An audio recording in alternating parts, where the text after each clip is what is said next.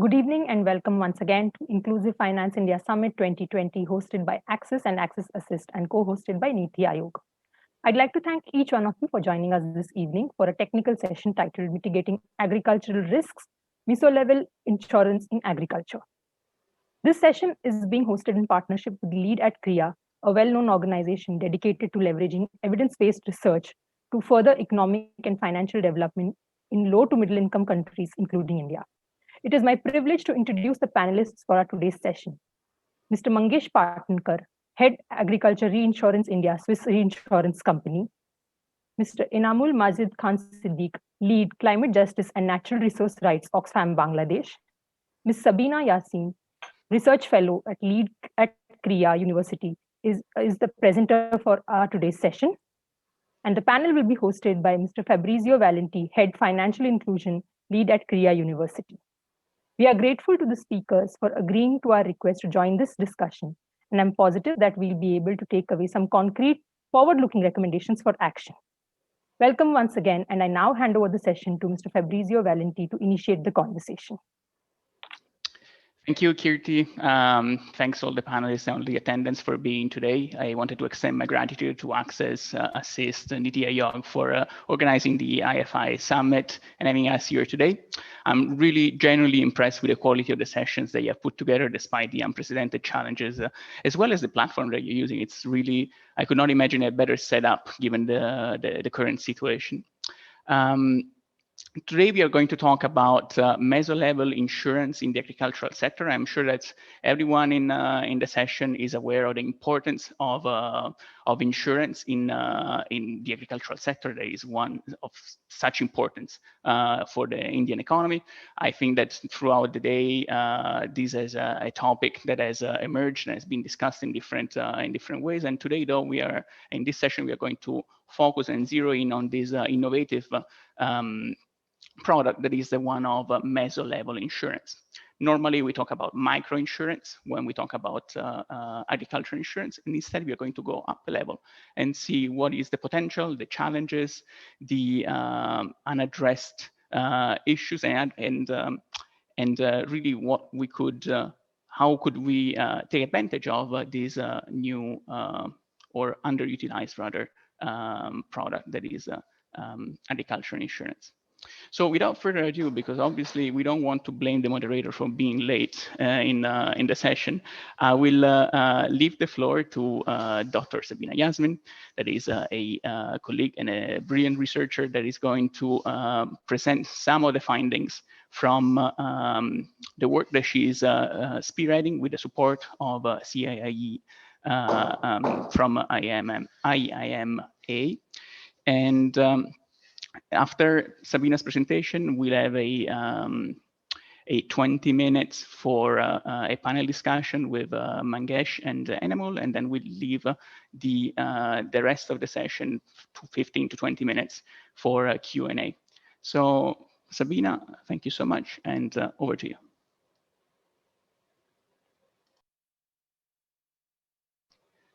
Sabina, I'm sorry, could you please unmute yourself? Yeah, thank you, Fabrizio, and thank you all for attending today's session, where we got a chance to actually showcase our study on scoping meso-level insurance in agriculture, funded by CIIE at IIMA as an initiative of the Bharat Inclusion Research Fellowship. This study is being conducted by me and one of my colleagues, Vineet Kurian, who is also at Lead and is there in this presentation as well. In the interest of time, I would just go ahead without further ado on discussing about what meso-level insurance means. So like Fabrizio rightly mentioned in the beginning, like over the years and primarily in India, agricultural insurance has largely been looked at from microinsurance. And this is our attempt to see the overall, feasibility and potential of an alternate insurance channel, that is meso-level insurance. So what do we mean by meso-level insurance? Meso-level insurance actually focuses on ensuring the agricultural intermediaries. And a natural question arises, like, who are these intermediaries that we are talking about? So the agricultural intermediaries can be any institution along the agricultural value chain, which is exposed to agricultural risk. But as we move higher up to the agricultural value chain, it could also mean intermediaries who are exposed to certain kind of non-agricultural risks. What are those risks? We'll see in the future slides. And then some of these intermediaries we have highlighted are agricultural input suppliers, financial institutions, producer organizations, and agricultural traders. So naturally, in micro level insurance, we know that the individual farmer is a policy holder. Who is the policy holder in meso level insurance? So in meso level insurance, the risk aggregator or the intermediary or the institution is the policy holder instead of an individual farmer. In certain cases, they are also the insured party and the direct client of the insurer. Um, Naturally, why do we need meso level insurance when we already have a micro level insurance in place? Would be a natural question. But over the years, we have seen that there is increase in indebtedness and crop failures, and in the form of a lot of, actually, the whole agricultural sector, besides the climatic risk, is also exposed to non-climatic risk and hazards, right? And then there are, which leads to, say, crop failures and non-remunerative prices. These are some of the risks that we have cited here. And in certain adverse situations, we have seen that the farmers, instead of resorting to a formal risk mitigation measure, tend to adopt to informal risk management, which leads to reduced consumption and sale of productive capital assets, livestock, And over the years, obviously, the government has played proactive role in providing insurance cover to the agricultural sector. However, the current insurance product are always evolving over the time. Right from, I think, in the year 1999, when we started with the NAIS, and then we rolled out the MNAIS. We also experimented with the WBCIS, so it's ever evolving. But in the entire process, we have seen more than 50% of the target population still remains outside the coverage of this government scheme. We can discuss a lot about why that happens, but maybe that's for another day.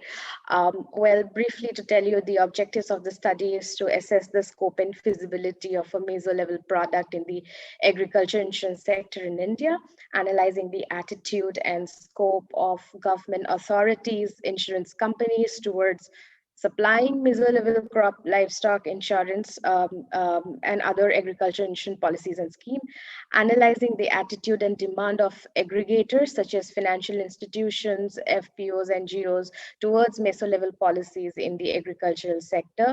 While the second and the third objective basically looks into analyzing the supply side and the demand side of providing meso level insurance. The fourth objective also tries to understand the key design component that a meso level insurance product should incorporate. And then we have finally, we try to analyze which could be a good distribution channel or a good model for meso level insurance. To roughly state the method here, we do extensive literature and policy document review to understand the global experience with meso level insurance in agriculture. And I'm happy to say we have some of the actual implementers of meso level insurance that we have interacted with. Inam is one of them, one of the panelists here. Oxfam had implemented meso level insurance in Bangladesh. That's so nearer home to take an example from. There are other instances of global experiences of meso level insurance, like in Latin America, Asia, as well as Africa. We basically do a very detailed key informant interview with the stakeholders using a semi-structured interview questionnaire. And post an interview, we post actually a quantitative questionnaire where we try to quantify their responses for our analysis. We also we have done a stakeholders mapping, which I'll present in the next slide, where we try to map the stakeholders in the interest and influence matrix, and then the ultimate. And ultimately, we would like to come up with a use case. So we are working towards the use case development at this point of our research. If you see the stakeholders mapping, we have categorized the stakeholders into primary stakeholders and secondary stakeholders. The primary stakeholders are the farmer producer organizations, agro-processing firms, NGOs, MFIs, and agribusinesses. These are basically um, the implementers of meso-level insurance, or we can say the direct customers of meso-level insurance. The secondary stakeholders are the supporting backbone and providers of meso-level insurance, like the government institutions, the regulatory authorities, insurance providers, reinsurance, insurance modelers, technical assistant providers, etc. And this is the interest influence matrix. Well, let me point out that this is very dynamic at this point, because as we keep on interviewing more stakeholders, we'll be able to map more, as well as like even the squares might just move up and down based on their responses when we quantify them. So as you see, agri-insurance experts have huge interest, but the influence might be less compared to FPOs, who also are interested in and also have an influence over the uptake of the product. To give you more insight into this, we have interviewed FPOs from Tamil Nadu and Andhra Pradesh, and they have a very positive response. And then here are a few emerging insights, some insights from agri-insurance experts. Some of these experts who were there in the morning session, we had interviewed them for the study as well, and some we will reach out to very soon. The emerging insights from the agri-insurance experts is that definitely there is a lack of understanding on how an insurance business model works, which is true for most of the agri-insurance products. Then there is, they also cited out that aggregating risk is conceptually appealing, but the success of this approach rests on the choice of the aggregators. So the benefits of a meso-level product for an aggregator is identified as being able to create a new product that accounts for locally relevant and specific risk. And meso-level insurance can definitely potentially reduce the cost of administrating insurance products, because here you don't have to reach out to a large group of farmers. You just have to reach out to institutions which are really smaller in number than the number of individuals. And obviously meso-level innovations can be tested through a regulatory sandbox approach. That's really an interesting input that they provided, and I think IRDA is also working in that direction. And then government can play a significant role in supporting the program, obviously with scaling up of meso-level insurance would be amplified if the government plays a proactive role in supporting the meso-level insurance product, like it has been for the micro-level insurance as well. Emerging insights from private insurers, obviously we are very glad to know that they are very positive about meso-level insurance. Providing insurance products to the agricultural sector, they say, is a viable proposition and obviously an opportunity that they could harness. Some key aspects to be, they said, like, like with a profit margin, to start with a profit margin of 5 to 10% is always good to start with, and that's a positive point for them. Some key aspects to be taken care of are definitely proper pricing of the product, keeping in mind the kind of population and the marginalized section of the society that we are looking into. Pricing the product has to be kept in mind predominantly. And of course, in terms of like improved loss assessment of the insured risk, streamlining the claim settlement process. I think like fintechs will also play a role here in terms of making the process smooth. And obviously, they have talked about covering smaller areas in geographies for better implementation. And as reiterating what the agri experts said, initial government support to launch the product would be good. The emerging insights from product design and advisory, meso level insurance will work well to promote innovative production practices or use of inputs in agricultural value chain. They could be tied to say in case of FPOs, I think they could be tied to other services that the FPO provides or promotes, say uptake of a particular agricultural practice that they want the farmers to adapt to, for an example. And of course, FPOs and self-help group federations can be an important channel for distributing meso-level insurance. And I would like to reiterate these points because this is something that we also saw was an insight from our literature review about the products that have been implemented in the past in other countries. So the overall experience highlights that the meso-level distribution of insurance relies extensively on networks with pre-existing connections to rural household that the local aggregators have already access to. And in this case, FPOs and SGs are one of such identified channels.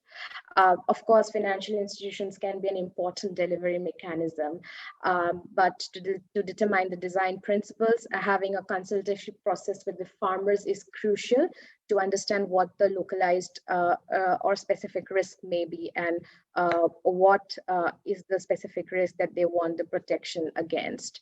So a potential use case that we are developing is for the case of FPOs. Of course, we know there are over 7,000 FPOs already in the country, and with the recent announcements, the government is promoting, formation of 10,000 new FPOs, and therefore there is a potential market waiting out there, and which will need maybe meso-level insurance to cover some of the risk that they face to a point when we reach that they can cover most of the risk. And what can be done in this process? So I think, like as I said, the beginning point would be to have consultative engagements with the FPOs to understand what their localized and specific risks are that do not have any coverage so far, and what their needs are in terms of coverage that they want from insurance, and then trying to develop the products accordingly. And a beauty of meso-level insurance would be that I think an FPO for a particular region could have a personalized or customized insurance product that they would want. And of course, the benefits will definitely percolate to the last beneficiary, that is the farmers. So leveraging the FPO can also overcome issues of low awareness, knowledge, and trust of agricultural insurance among farmer groups. I think it's been quite a number of years that I have given into understanding the microinsurance program, specifically the PMFBY right now, and whatever insurance product existed before that. And these were some of the obstacles that always came in adopting the insurance product. In fact, I can tell you something from my own field experience when I was collecting data from a group of farmers in the year 2015, and I was so startled because around 90% of the farmers didn't know the concept of uh, crop insurance then. We've come a little far from that because I think now insurance companies also put in extra effort to disseminate and raise awareness about insurance, but there is still more to be reached, and obviously FPOs can overcome distribution challenges, especially among the non-loany farmers, because this is one group that largely, because if you know the micro insurance program, it was always and is linked with the KCC, and the people who take agricultural loan by default get covered under the insurance product. So the non-loanees actually stayed out of the scheme for too long. So I think meso insurance will overcome all of these issues of micro level insurance.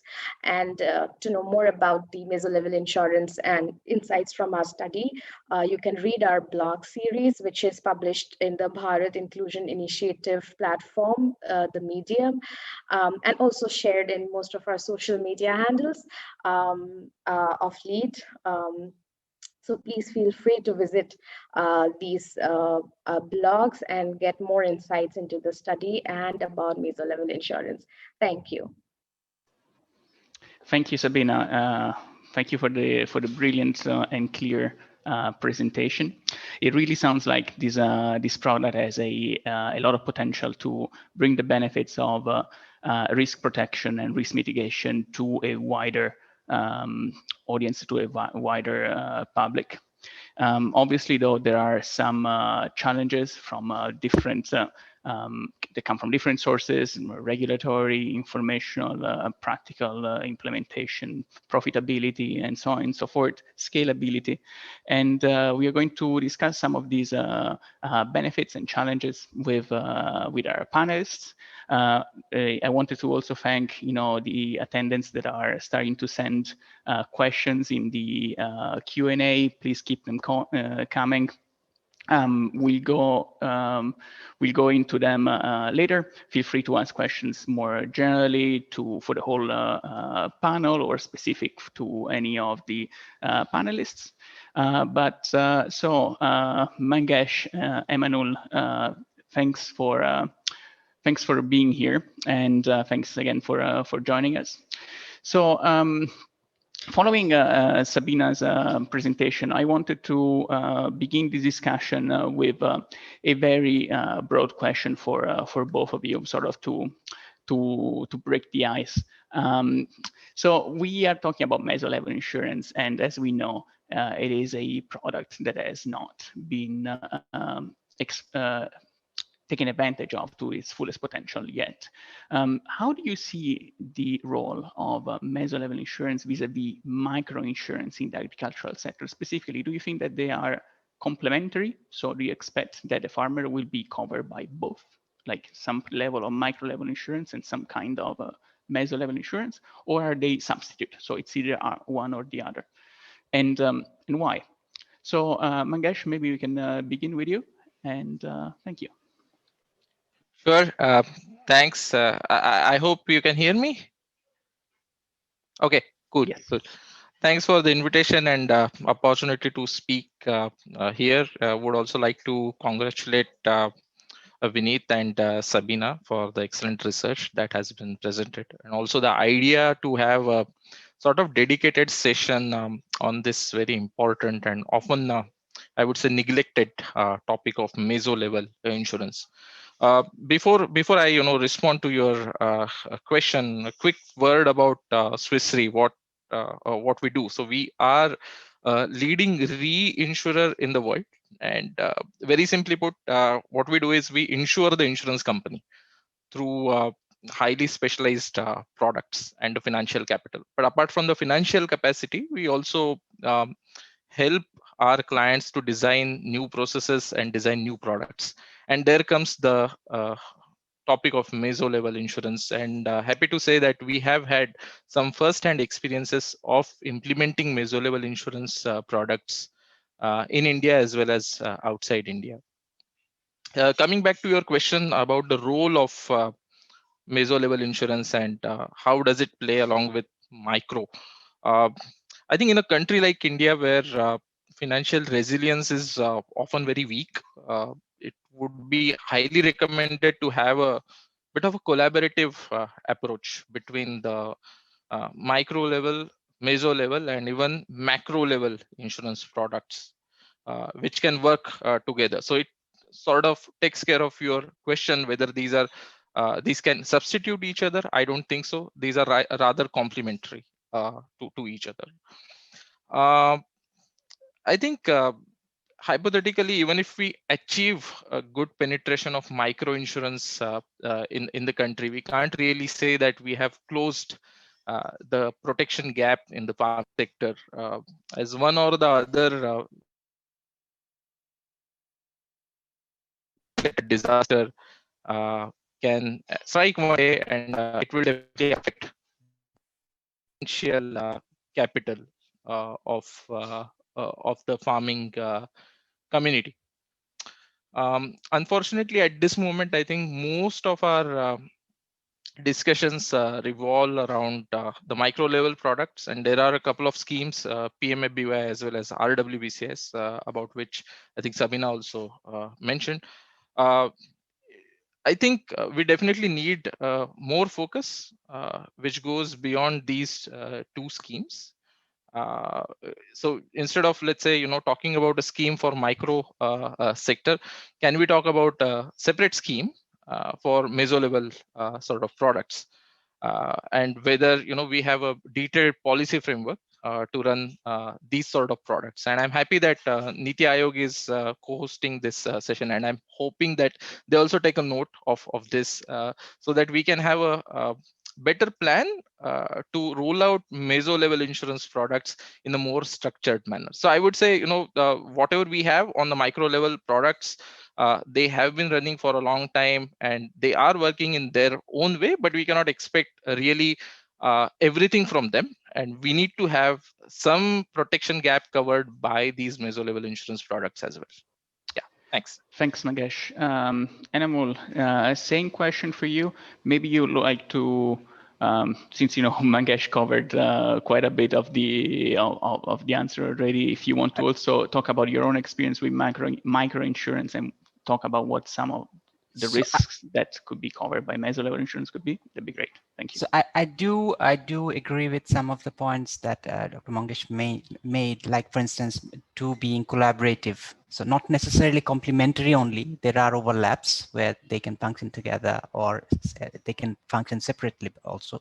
Depends on the context. But I would also put a note of caution here, because we have to look at the context. If you look at what Sabina was talking about, the understanding of the concept of insurance or risk transfer. When it comes to microinsurance, it's an individual or a family who's making the decision. When we are talking about meso level, it's an institution who's making the decision, an aggregator.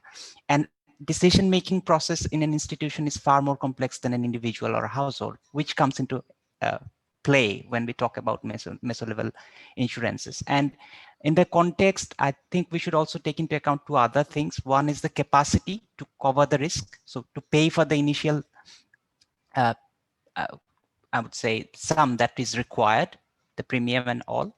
There, I think the risk aggregator definitely comes in with more capacity to cover it rather than an individual. But it also depends on the context. The same risk aggregator, the type of institution in one context could be really poor, may not have the financial means, whereas in another context, the same aggregated type can actually do that. So that also is there. And last but not the least, the accountability mechanisms and the power dynamics in the context where we are talking about. Because risk aggregator itself holds certain power, which is more than the individual and the household, the farmer. And if the risk aggregator abuses that power, and if the farmer does not have the means to hold them to account, then meso level can really be messy.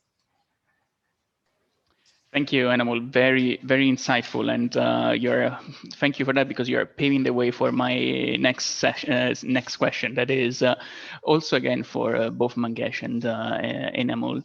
And Anamol, maybe you'd like to start this time.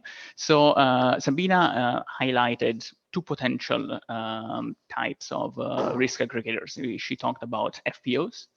She talked about SAG federations. Can you think of other types of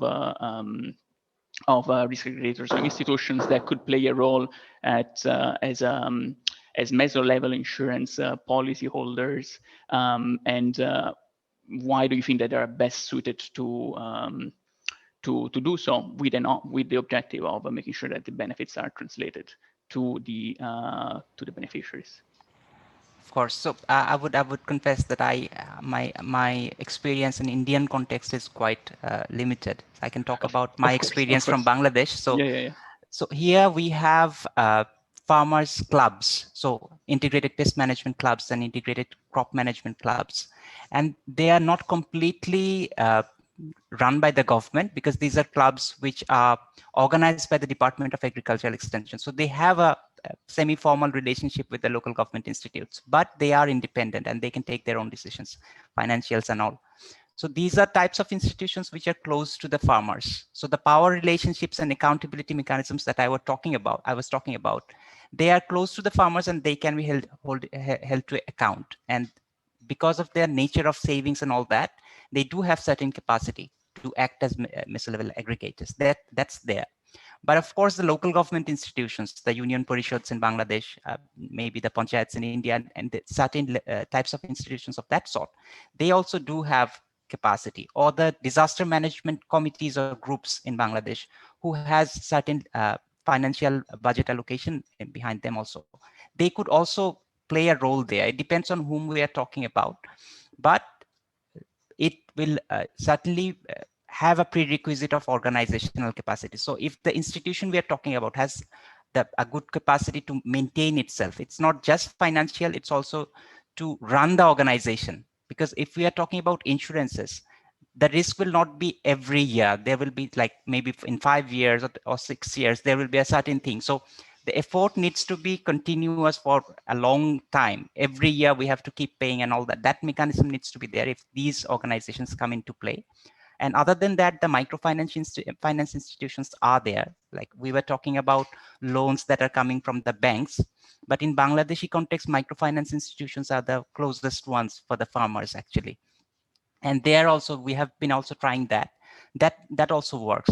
There are problems, of course, around that. Regulations are not yet ready, perhaps, for the meso-level products, and there are interventions that are required. But I would say institutions who use less power over the farmers, but extend more support and give them more access and control over the decision-making process, I think those will be the best to start with if we are really going for a inclusive product in the meso-level. Thanks, Inamul. Mangesh, over to you. I think I fully agree. The fantastic point raised by Mr. Inamul that the responsibility is something is a two-edged sort of sword, and that way, if a particular entity is given, let's say, a claim payout in a bad weather year, what happens next is quite critical. So I think dealing with institutions with good records who have farmers' benefits in their minds is very important. And here comes the challenge of having someone like a good influence on the farmers, which Sabina mentioned in her presentation. Vis-a-vis someone who has good intent, and you may not find always an intersection in these two sets. So that remains, I would say, a big question currently. Yeah. Thank you, Mangesh. Just to tee off from your answer, a topic that is emerging from the discussion is the concern that there could be from about translating benefits from meso-level insurance to smallholder farmers. And a possible solution is obviously about targeting the right institution to receive meso-level insurance. But are there any insights that you could share with us around maybe more formal mechanisms to ensure that these benefits are translated to smallholder funders? I'm thinking about contractual design, payout terms, and so on and so forth.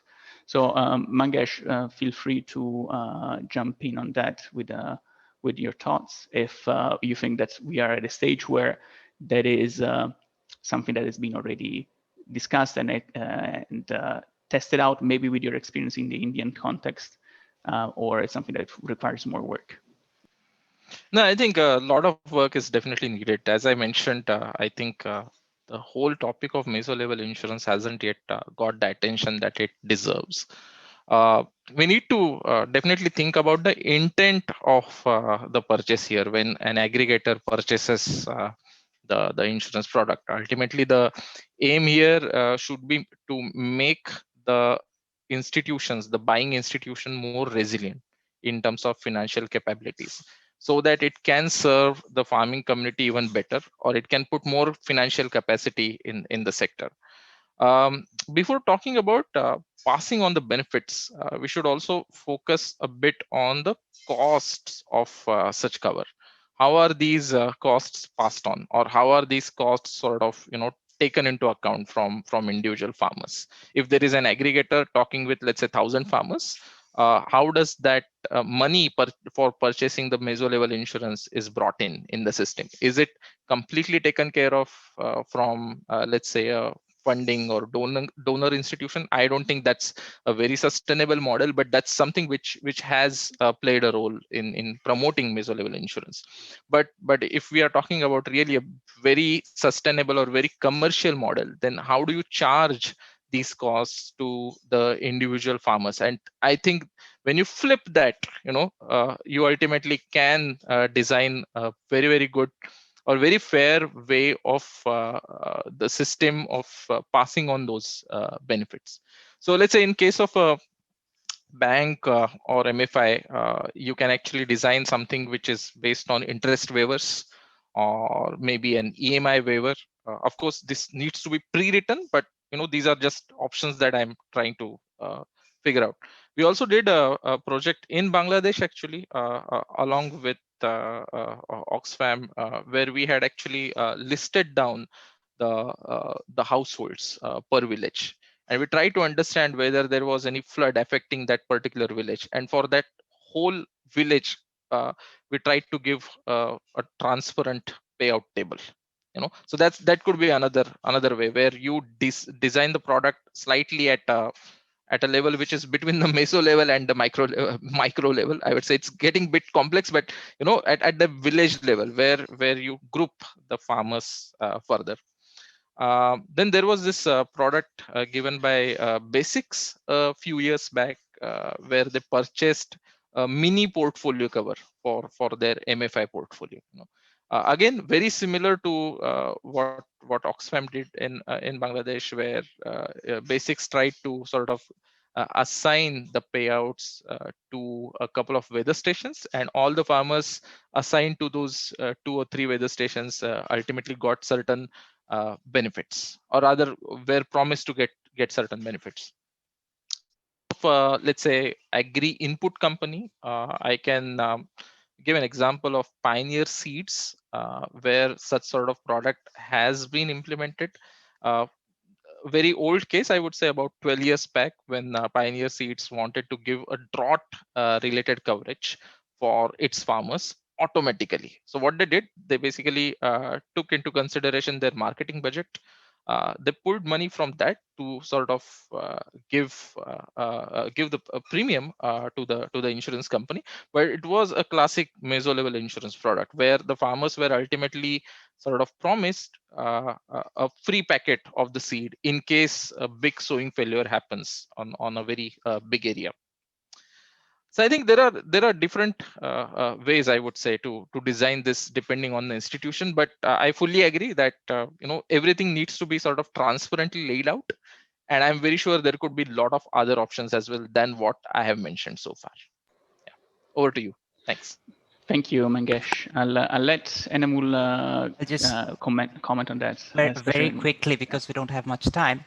2 things. One is, if we look at the collaborations where traceability is higher, like for instance, the fintechs, Sabinapa was also mentioning, and the e-commerce platforms where traceability and transparency is already there if we really want to make use of the system.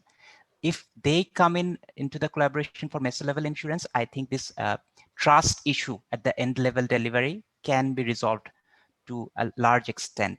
And in addition to that, the local level dealers of seeds, fertilizers, and all those supports and marketeers, if and arrangements within the contracts that they have can be made, which assures the future bailouts that the farmers can get, I think that can also be a way out to ensure that the payment actually is received by the end user. Thank you, Enamul. That is very, very insightful. And yes, we have 30 minutes to go. We'll probably try to end with a few minutes earlier, just to make sure that we can complete all the formalities for the next session. So I'm just going to ask you and Mangesh a final question before opening to Q&A. Please, keep them coming. So far, we got some really good ones. So looking forward to get to that. Animal, we're talking about design principles here. And based on your experience in the micro level insurance, what do you think are some of the pitfalls of macro level insurance that could be instead addressed by shifting to meso level insurance? Two things. One is, so far, from our experience, in the micro level insurance related with agricultural losses and damages, there is still a high expectation of subsidies. Firstly, because people are accustomed to reliefs and other agricultural subsidies. The second is the overall idea of paying for future loss and damages is not yet very popular. And that's largely also because of the sheer lack of capacity of the farmers. So that's one of the challenges, I think, which can be to some extent resolved by the meso level, because when the institution, I was telling about it earlier, the institutions comes with better decision-making capacity in terms of financial decisions. So they have their financial base and they can take certain risks which an individual farmer cannot, because at an individual level, they don't have that much of savings to make that decision. That's there. And the other challenge that we see at a micro level is accountability. So accountability in terms of data. So how does a farmer believe that this NGO professional or this researcher coming in and telling them that the flood is not up to the mark? They have seen a flood, but the researcher is saying, or the NGO is saying, that it was not at a level where you can actually get a payment. So those issues arise when you work at the micro level. But at a meso level, institution to institutions, you can actually resolve things at a very early stage. But at a farmer level, we cannot really go to millions of farmers and try to make each of them understand the complex processes which are used to make that decision of pay out or not to pay. So that's something I think meso level can deal better. Thank you, Animal. That was really insightful and much appreciated. So now a question for you, Mangesh. So as a risk modeler, what type of risks do you think are best suited to be covered by a meso level insurance against, for example, risks that are better suited by micro or macro level insurance?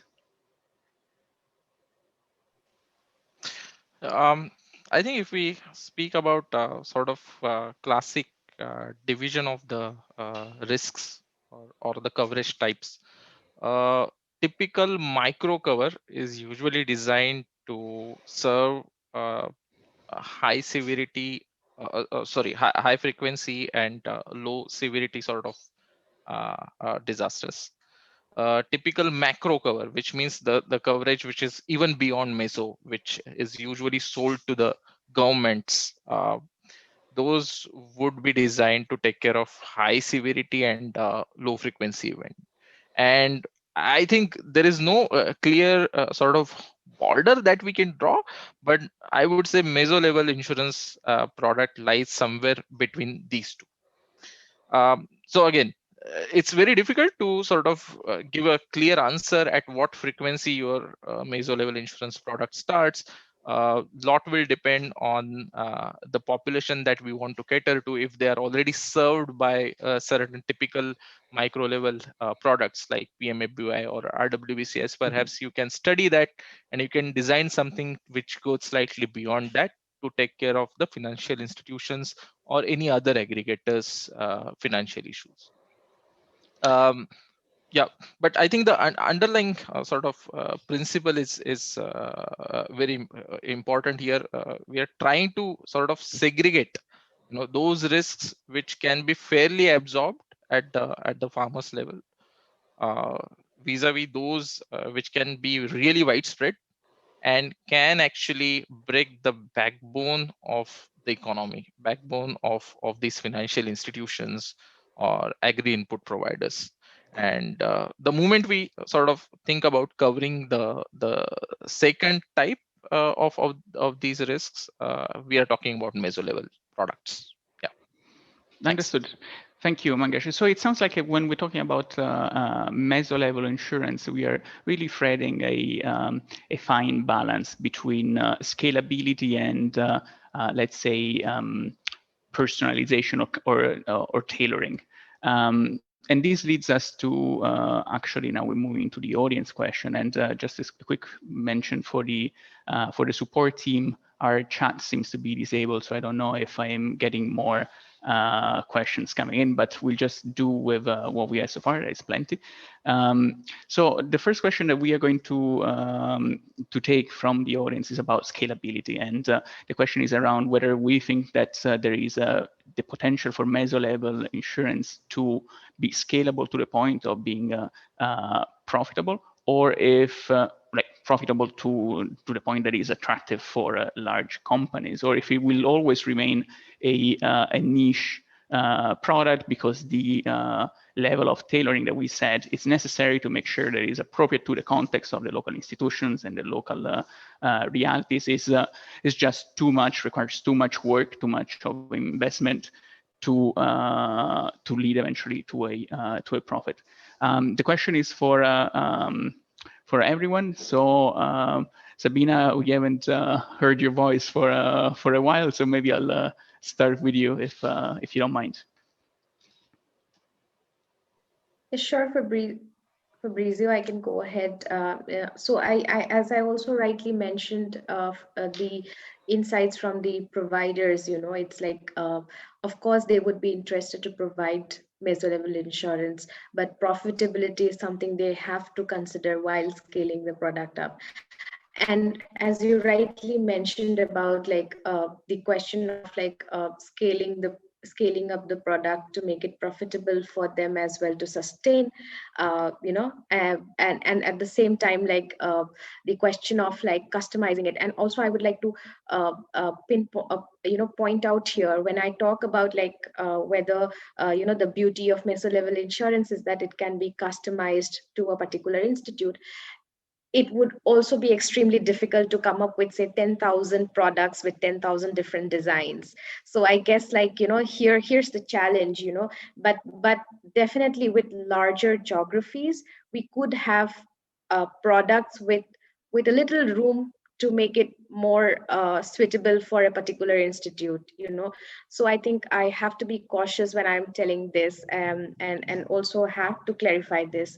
And this question was a good question to actually make that clarify that point, And I think like from the practical experience of Mangesh and Enamul, they can provide more insights into this because, I am looking at it from the angle of a researcher, but they are the actual implementers and providers. So I think their perspective is very important here.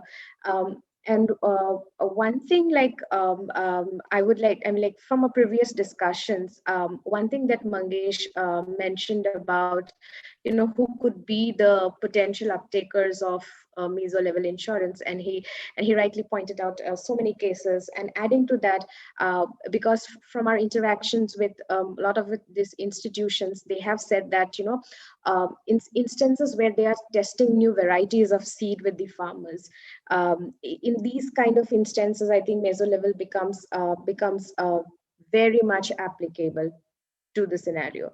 And at the same time,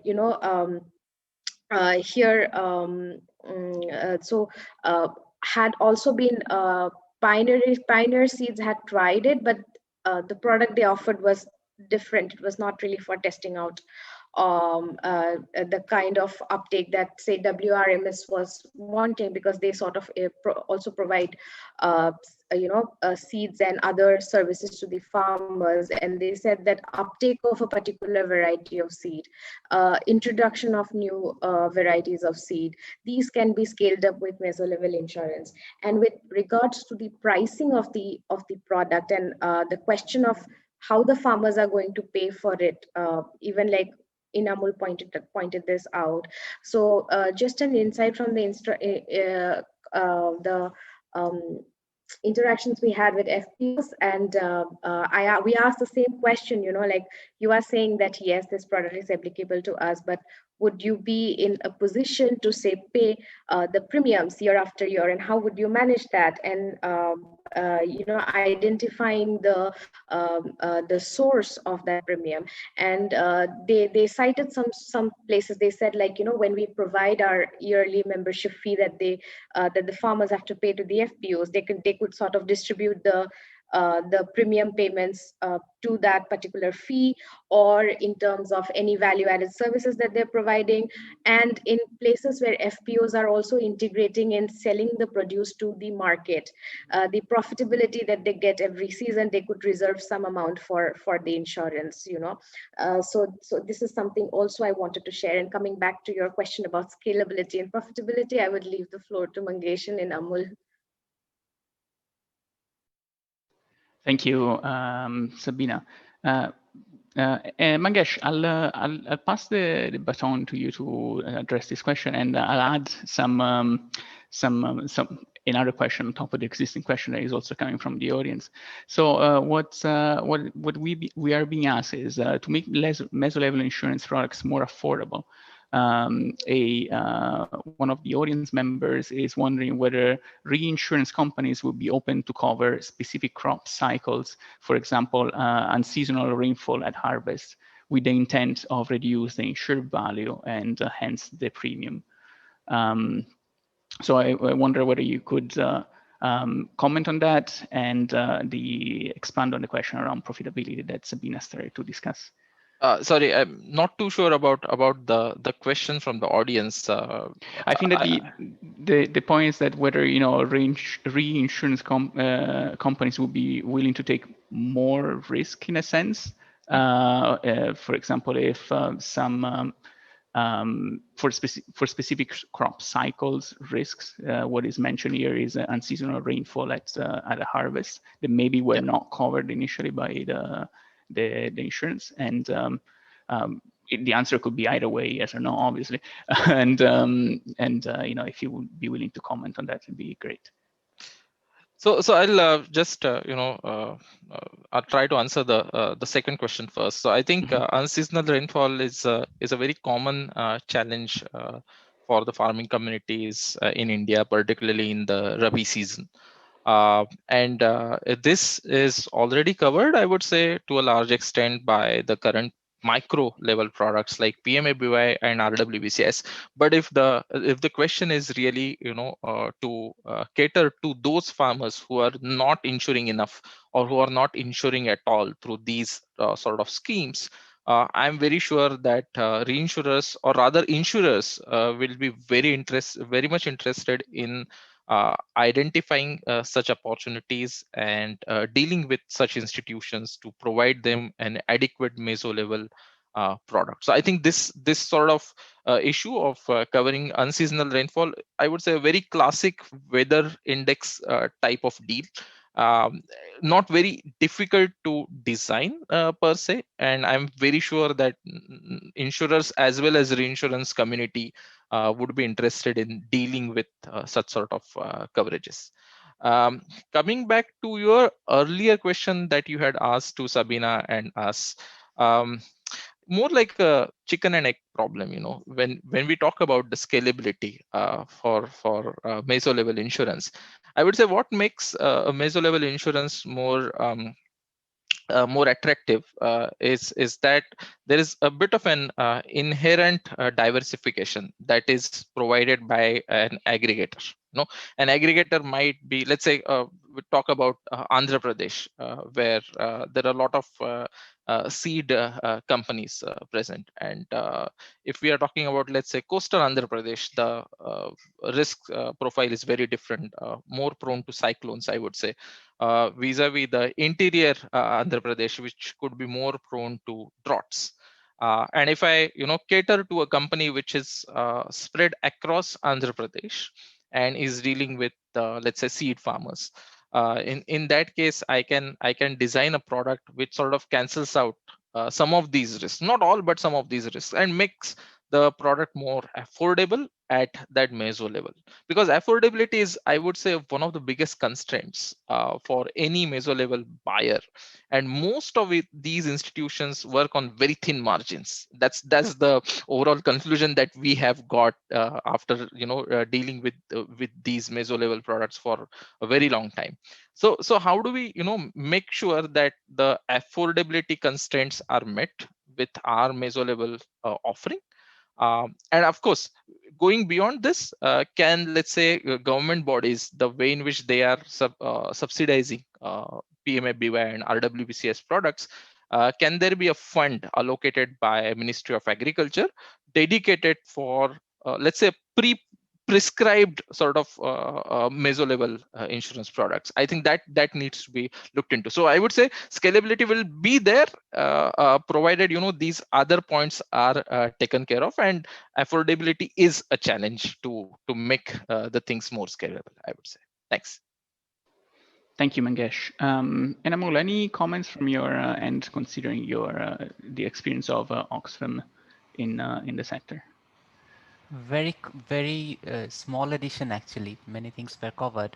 I think competition in the market is one of the factors, because if business as usual way of work can go on without having an insurance, why would an aggregator pay more? So the cost of not having the meso level product has to be more than the premium or whatever they're investing here. And when there is competition, I would bring the factor what Sabinapa was saying. One of the companies she was saying was using the marketing budget to use for the meso level product. So your product being insured is a marketing strategy also, which means there is competition there. Like another aggregator who's not providing insurance, against that, when you are providing an insured product, that gives you a leverage in the market. So those factors will apply for any aggregator, what value addition this is giving, and that will to many extent determine whether the product is scalable or not. And there are areas where we need to work in the market systems which are beyond just the insurance company, the product, or the reinsurer. In the market system, the role of enablers, maybe like us or others, that is there before the market is prepared to really take this to scale. Thank you, Enamul. And building on your answer, and we started talking about the role of aggregators, but also Mangesh and Sabina started talking about the role of the government and policymakers. Mangesh brought upon some suggestions on how the government can further support the adoption of meso level insurance, but is there anything that you could add, maybe from the Bangladeshi experience, what the policy context in Bangladesh looks like? And apart from these supporting initiatives, like could be like a guarantee from the government or a pot of money that comes from that is dedicated to this, is there any policy change that is required? And this is mostly for Mangesh and Sabina, because it's more about the Indian context that is required to make sure that meso level insurance can be scaled up, apart from besides these smaller scale experiments or pilots. So Enamul, maybe you want to begin with like a quick comment on the Bangladeshi context, if on the policy context, and then we'll pass the baton to the others. So it as I was saying, there are like the way the insurance sector is set up, our policies. It's basically individual focus, individual procurer focused.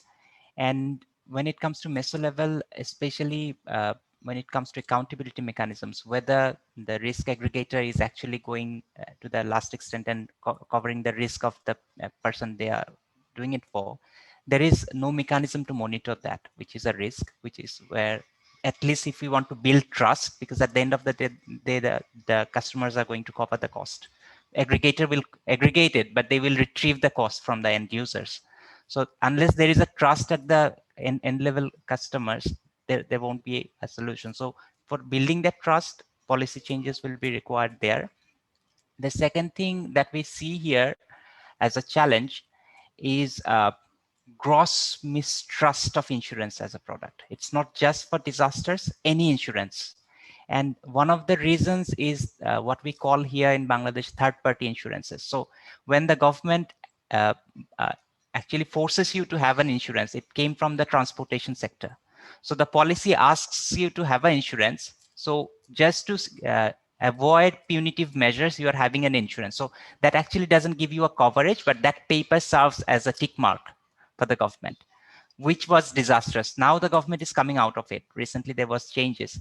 I think that is also applicable when it comes to macro level insurances and the link with the meso. So government is talking about covering mega disasters through the disaster management system and bringing insurance as a solution.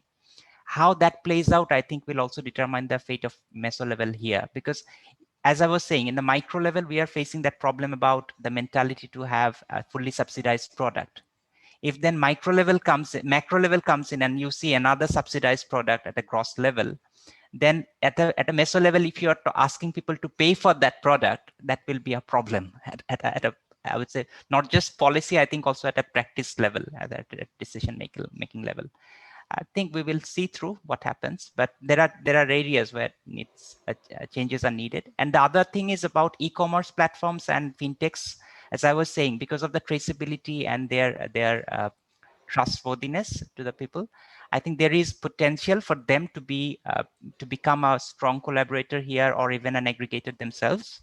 But for them, the policy regulations are not yet ready. How they will operate here, and if it's not regulated, there are risks of misappropriation. Thank you, Enamul.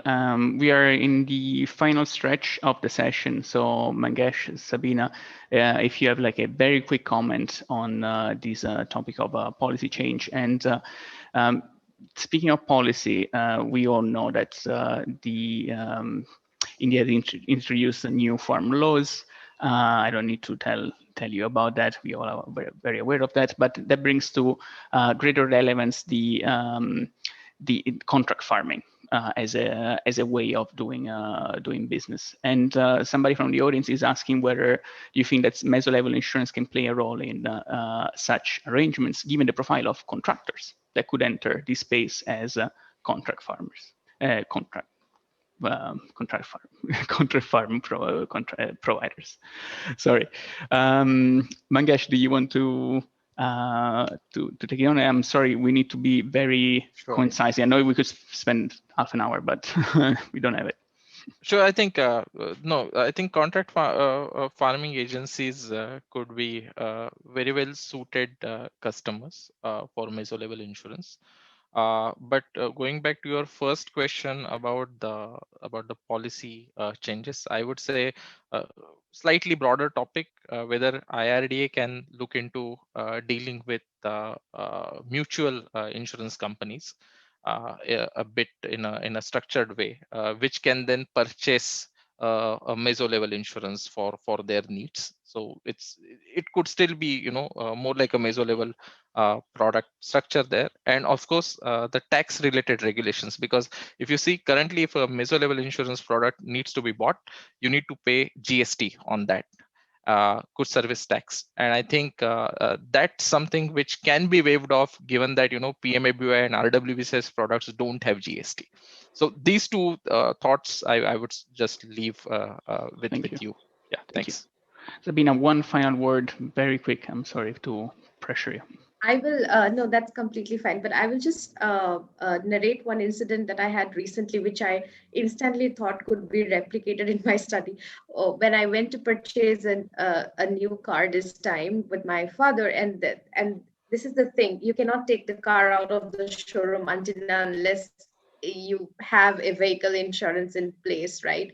So we can sort of have that. You cannot utilize this fund to set up an FPO until and unless you have your risk covered, or your risk profile is well sort of taken care of. So I guess this will be my brief answer to answering Yeah. your first question that you asked, Fabrizio. Yes, Yeah. thank you. Thank you, Sabina. I think that's brilliant, and I think that connects to the final takeaway that I have from the session. That is, we need to try more approaches. There is a lot of work to do in meso level insurance. It's the discussion that we had today, I think, was very inspiring to really point out to the potential that this instrument has. But there is more to do in terms of testing different approaches and see what works at scale and what brings the most benefits to the smallholder farmers that are our final beneficiaries. So please do get in touch with myself or the other panelists if you want to discuss and talk more about meso level insurance in the conference or via email at any time. We are passionate about this and we are happy to talk about it at any time. And with this, I'll want to thank the panelists for the great session. I want to thank Sabina, the speaker, for the presentation and for her contribution. I want to thank, obviously, all the audience for the very insightful questions. And last but not least, I want to thank Kirti and the rest of the Access team, especially the support team, for helping us have a very successful and very smooth online session. So Kirti, thank you so much, and over to you. Thank you, Fabrizio, on behalf of our team and Access, and thank you to all the panelists today for taking out your time and coming and giving us your insightful thoughts on a very important topic. With this, we'd like to conclude this session. We'll reconvene shortly for our next very exciting plenary session, which is the fireside chat on economic inclusion of urban base of the pyramid, global and local experiences in some time. Thank you once again. Thank you. Thank you. Thank you. Thank you.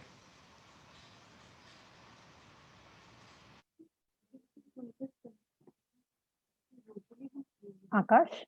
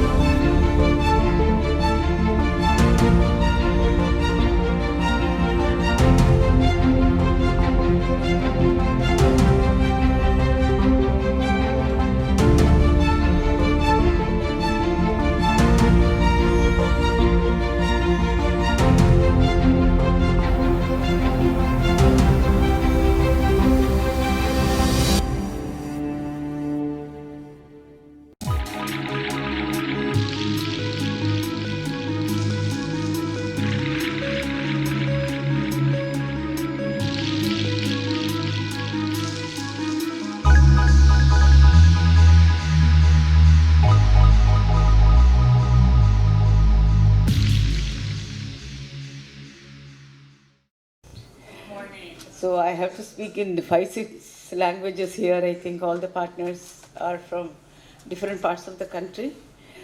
The journey of Ananya, I can't talk without touching the journey of FWWB.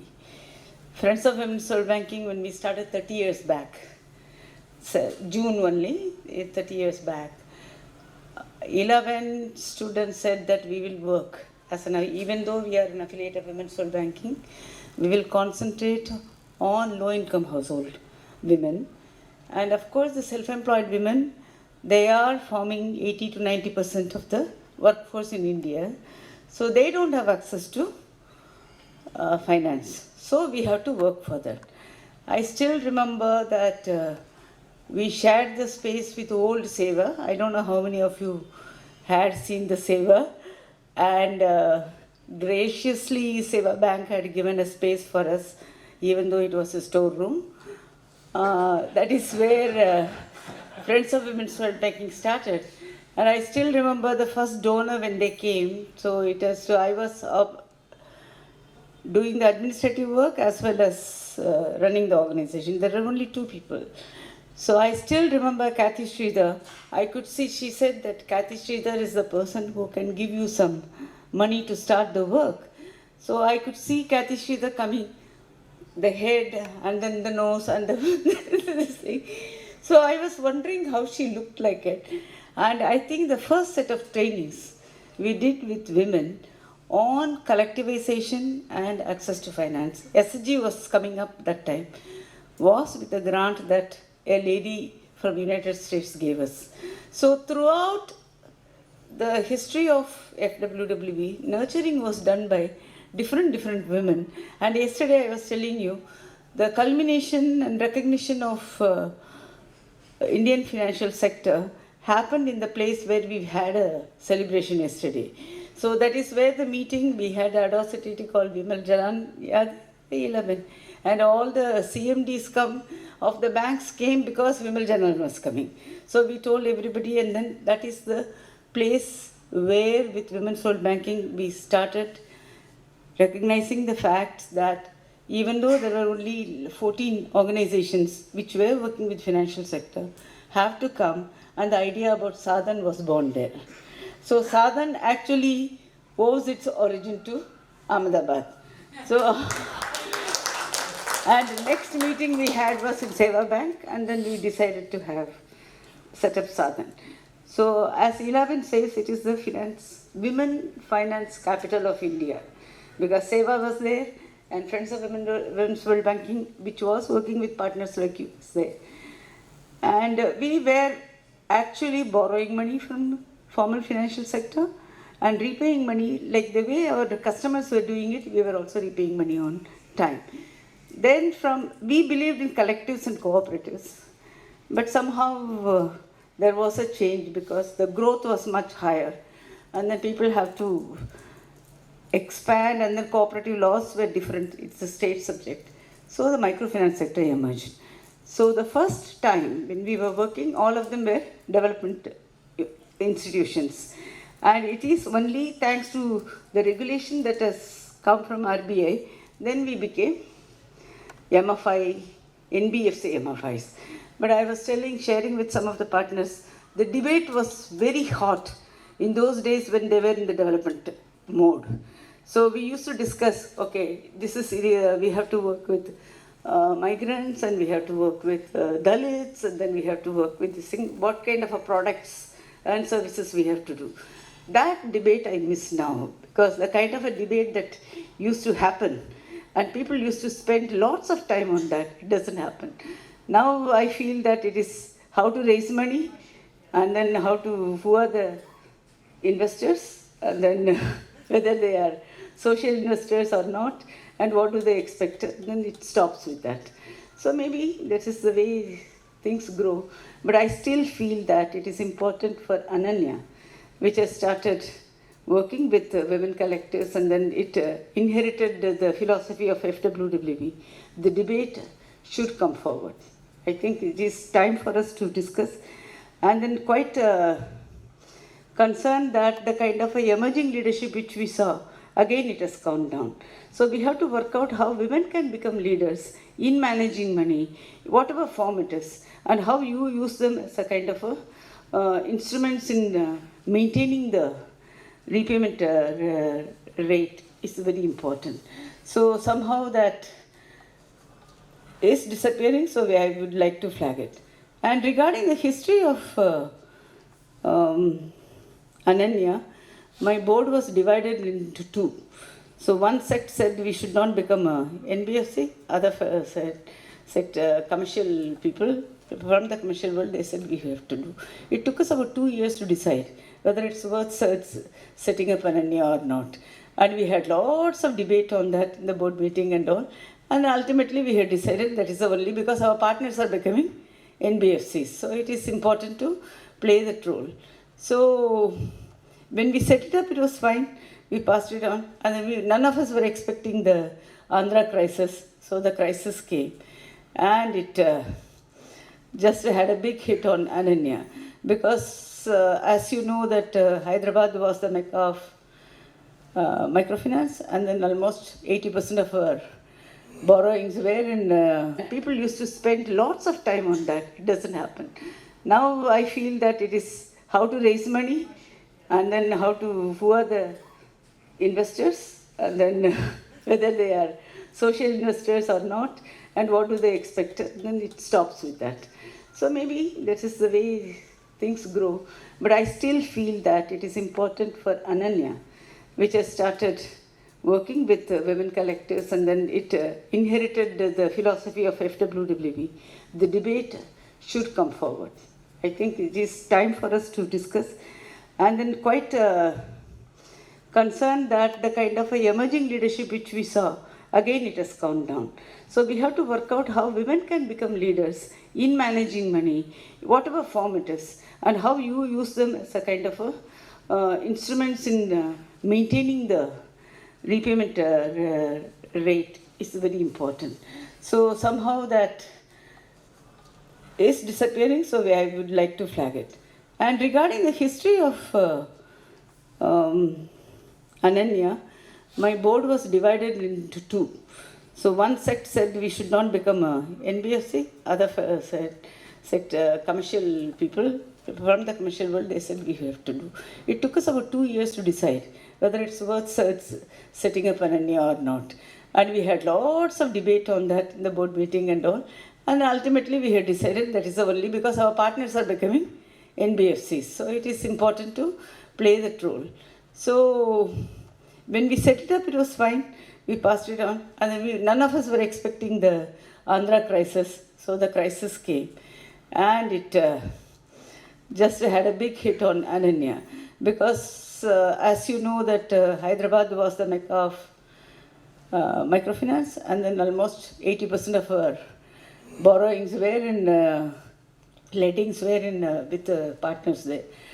So, but it took us about 2-3 years. As an institution, we have decided that first we have to honor the commitment to the lenders. So some of the lenders like Citibank and all wanted the money immediately because they wanted to pull out themselves from Indian microfinance sector.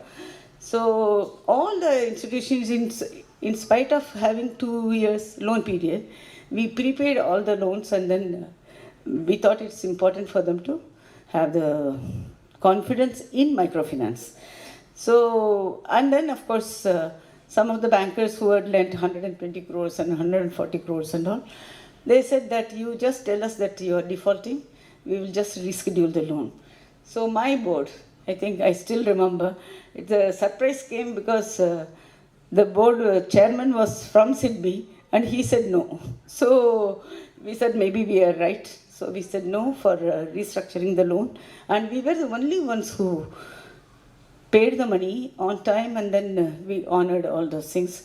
But we have to thank the non-AP partners of Ananya that time who, without getting a loan, serviced the old loan that was there in their books. So if the money wouldn't have come, we wouldn't have honored the debt to the banks. So about 500 crore we have returned to the banks during the time. And it was always inflow from the partners and then outflow to the banks, and there was nothing left for us to run the organization or acquire new clients or service new loans to our own partners. It went on like that. So, well, a very good evening to everyone who's logged in again. We've been hosting a bunch of sessions starting from 9 a.m. today, opening with Mr. Amitabh Kant, who inaugurated the summit in the morning, followed by several plenary and technical sessions. And here we come to the most exciting part of the summit, which is this exclusive fireside chat. And I'm very happy to welcome and introduce an eminent set of panelists and speakers. Mr. Ajay Banga, Executive Chairman, MasterCard. Mr. Hardeep Singh Puri, Honorable Minister for Housing and Urban Affairs and Ministry of Civil Aviation and Minister of State for Commerce and Industry, Government of India. Welcome, sir.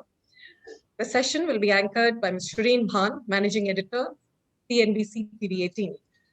It had to take a global pandemic to finally get Mr. Ajay Banga's availability for us to speak in the Inclusive Finance India Summit after our several earnest efforts of the last 5 years.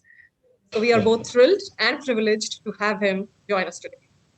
And when we broached the idea with the Honorable Minister, Mr. Puri, it was refreshing to get his unfussed prompt response to join this fireside chat with Mr. Banga. I think our CEO got him in a good mood with the Central Vista redevelopment plan having just been approved by the Supreme Court. And continuing to ride on our luck, Shireen too was available and agreed to anchor this highlight session today.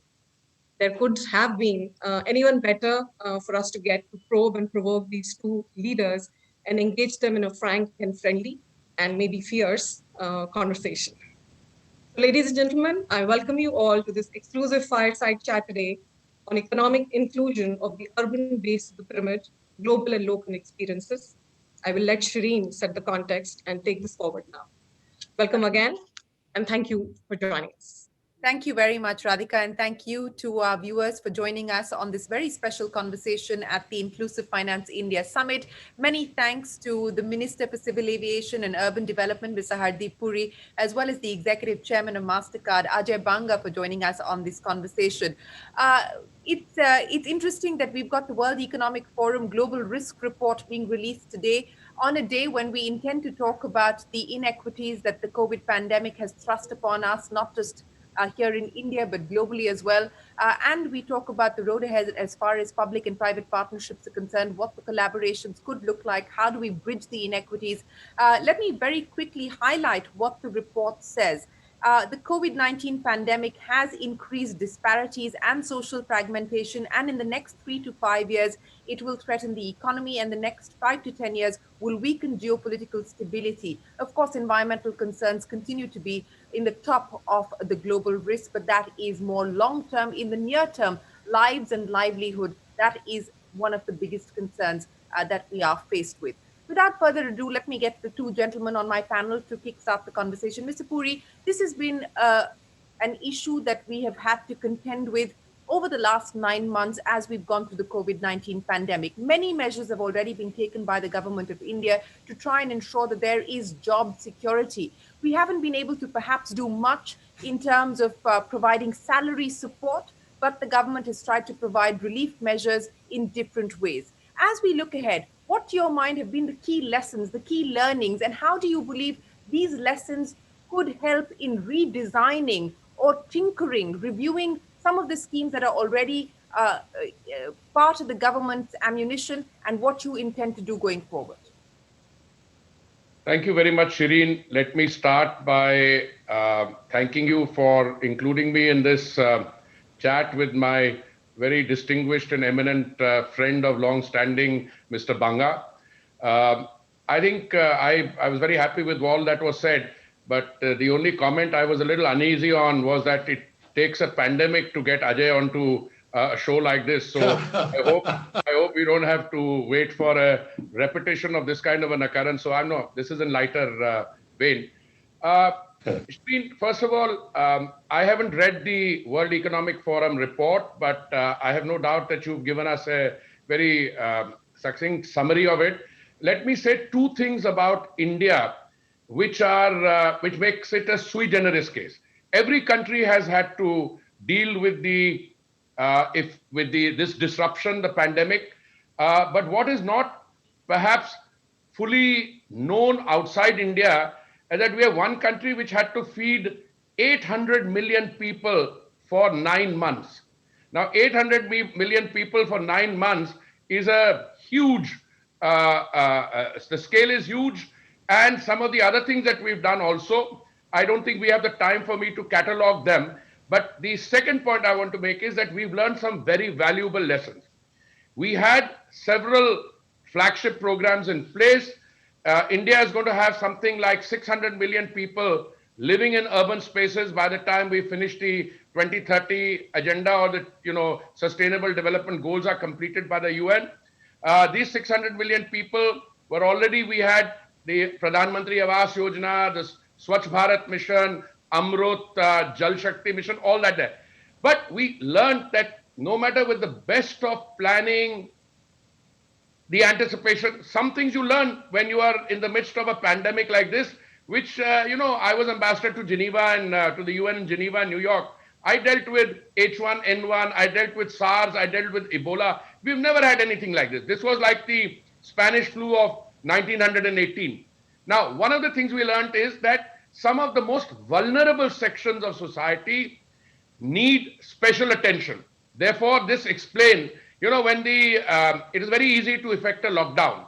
Easy means it requires an administrative decision, and then you must have the administrative wherewithal to tell people to stay where they are.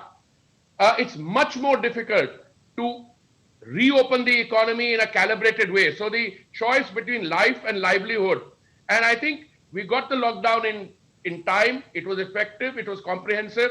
That gave us the time to build the health care infrastructure, do other things. But we've opened up the economy, which is a much more fundamental requirement. Otherwise, the closure of the economy will produce the adverse effects which the pandemic perhaps failed to do. Now, two things we learned during this. One is the migrant workers. Not everybody wants a house which they can call their own. Yes, we had a target of 1 crore 12 lakhs. We've succeeded there. 1 crore 9 lakh homes have been sanctioned. 70 lakhs are under construction. 40 lakhs already given to the beneficiary. But when people come looking for work from the rural areas to the urban tier 1, tier 2 or megapolises, they need place to live in. So the affordable rental housing scheme is one of the big takeaways, lessons we've learned. We've been able to effect it very quickly. MOUs are being concluded between the state governments and all the other parties concerned. The second one, another very vulnerable section in any urban area, more so in countries like India, is what we call the street vendors. These are people who go to, money lenders, borrow money at fantastically exorbitant rates, and they barely manage. We've got this scheme which Ajay would be familiar with, which is a scheme of microfinance, of financial and social inclusion. We targeted 50 lakh people for coverage under the scheme. I'm delighted to inform you that the scheme started in June, and by July, we have registered the bulk of them. I think the figures are something like 34 lakh people have been registered, something like 20 lakh people have been disbursed loans, and we are moving at a fantastic pace. I know that many friends of mine in the private sector are out to help us. We get the data from these people. We are able to utilize that data to make them, little entrepreneurs. The initial borrowing may be 10,000. When they return it, they can go up. So they go up on the entrepreneur scale. The public sector banks have been very good. I have some excellent examples of private sector banks also, but we need a little bit of a push there. Going forward, we need to develop these schemes, these kinds of schemes. When the World Economic Forum says that going forward, these what they call disparities and social fragmentation, to use your words, will be things we need to address constantly, and climate change. I broadly agree with that, but it also depends to a large extent on the behavior of the virus. If we are right in our assessment that enough vaccines are going to be available, I'm personally an optimist. I'm also a member of the group of ministers on health. I think come 15th February, there'll be more vaccine around than people think. And the two Indian entities, Serum Institute, which is making the AstraZeneca vaccine, is able to ramp up production. They're already giving figures like 50 million. Our target today is to vaccinate 300 million people between now, 16 January when it started, and June, July, which means we need 600 million doses. We are absolutely confident of getting those. We are actually also now supplying to Bangladesh. I saw a plane is coming. We're doing other things. So fingers crossed, we got it okay so far. But going forward, these are the things we'll have to watch out for. And I'm confident that with inspiration from my friend Ajay and others and a little private sector. Look, I'm very clear. These are not projects undertaken by the governments anywhere in the world. I'm not talking about India. You need all people, and it has to be done. The altruism and philanthropy is one part of it. Government is committed to making the vaccine available free of cost to a certain number of people. But at the end of the day, there has to be an economic system and a model. And I think the world is on the right track on this one. I don't know how it's going to take shape later, because there are out there many learned people, including where Ajay is, who keep prophesizing that, wait till the next one, etc. But I think we are getting into a new norm on working, new norm on how we will conduct our lives. And when that takes shape, I'm absolutely clear the more vulnerable sections of our society will need special care. Well, thank you very much, Mr. Puri, for very comprehensively articulating some of the priorities that the government intends to focus on and taking us through the schemes that have been already put in place, like the PM Swanidhi scheme, which was part of the Atmanirbhar package that you just told us about. But Ajay Banga, let me come back to you now and address the issue of public-private participation and public-private cooperation. As Mr. Puri said, that this is going to require all stakeholders to come together, not just in dealing with the pandemic, but in dealing with the aftermath of the pandemic, in trying to bridge the many inequities, whether digital or economic. Now, you're going to be leading a conversation as part of the Davos agenda on exactly that, on digital inclusion. What do you believe will need to be the priorities as we look ahead in your experience of what we've gone through over the last 9 months? Yeah, well, first of all, thank you for having me, Shireen, and thank you for doing this. And, for folks from Access, if you ever need me to participate in a panel, one of the easiest ways is to collect Hardeep and Shireen together, and you'll find me very rarely resisting. They're both friends, and I have a lot of time for their intellect and their capability, and it's a pleasure and a privilege to be with both of you. My view, Shireen, is that the world's problems fit on three sides of a triangle. One side of the triangle is the one versus many. That's the inclusion, exclusion, social inequities, economic inequities, religious inequities, all that. Another side of the panel, of the triangle, is the man versus nature. And I say man deliberately because most men cause more damage to nature than women do. It's just proven fact. And so those two are held up by a trade-off between long-termism and short-termism. What Hardeep just defined was the effort by the Indian government over the last few years, not just the pandemic, to find the right balance on that long-term, short-term space. They've tried to invest out in an effort to be able to solve for the other two sides of the triangle. Nobody gets everything right, but I think they've done a lot of things that are very interesting. One of the problems that the world is seeing with the pandemic is not just the impact on disadvantaged people who already were disadvantaged. In the case of the United States, it's women, it's minorities, because the kind of jobs they were in were the kind of jobs that got impacted the most by the pandemic. And therefore, the economic impact on them, including small businesses which they ran, was the most severe. That is true for most countries around the world. But I think the underlying issue, the part you were getting at, is digital divide. And that's a problem that worries me enormously. And I said this some years back, that you cannot have the internet of everything without the inclusion of everyone. Because otherwise the digital space will actually create a further digital divide. And what do I mean by that? I mean access to basic infrastructure, which includes the availability of the broadband width and capabilities across all parts of countries. Forget about India's challenges. Those are really quite incredible, and much effort has been made. Even in the United States, during the pandemic, the access to rural infrastructure for broadband, the access to disadvantaged communities in urban areas, these were real challenges. The second part of it is, of course, the most simpler one, which is the device and the cost of the device, and those are solvable through various ways. But the third part, and this is I really believe in, is the aspect of engaging the public, the citizenry, in engaging with government through digital systems. The more you do that, the more they engage and the more they get included and the more they get educated about the value of digital. This can be all the way from individuals to small businesses. So my view is that the government by itself cannot achieve all this. Hardeep was just saying government can do some things, but you need an economic model. There is a very deep truth in that.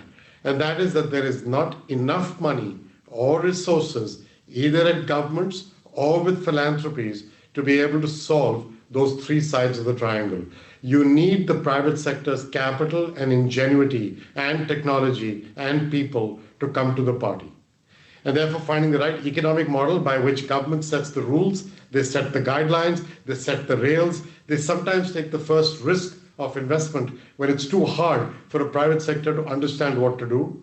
But then they allow things to flourish and they allow an economic model to establish itself. And threading that needle is hard, but that's kind of what I think you will see us talk about when we talk about digital inclusion.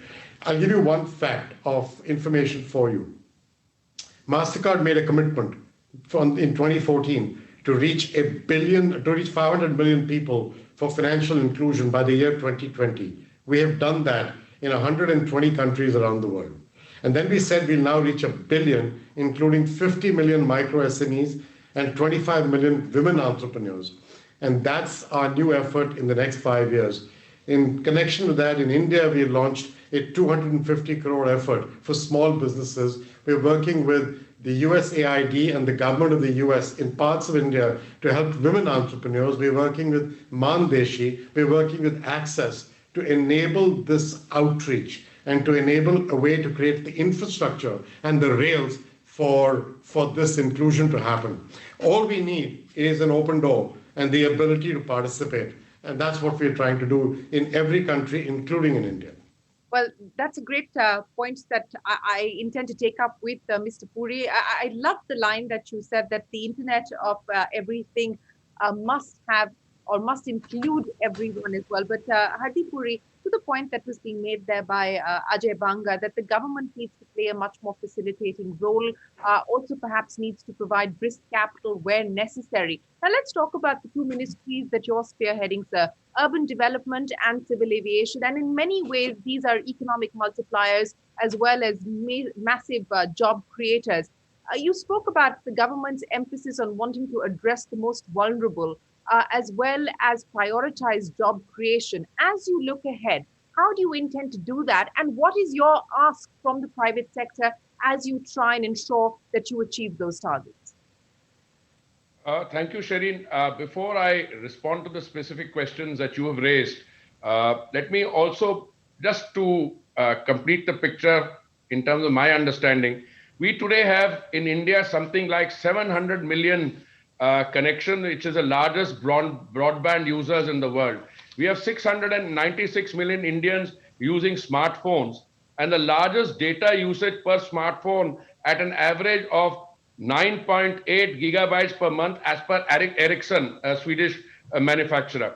Our Jan Dhan Yojana, Aadhaar and our mobile phones, our UPI has crossed US 57 billion or 4 trillion rupees. So I can give you those statistics. That's what the government has been doing. And I think if you look at the scale, the figures speak for themselves.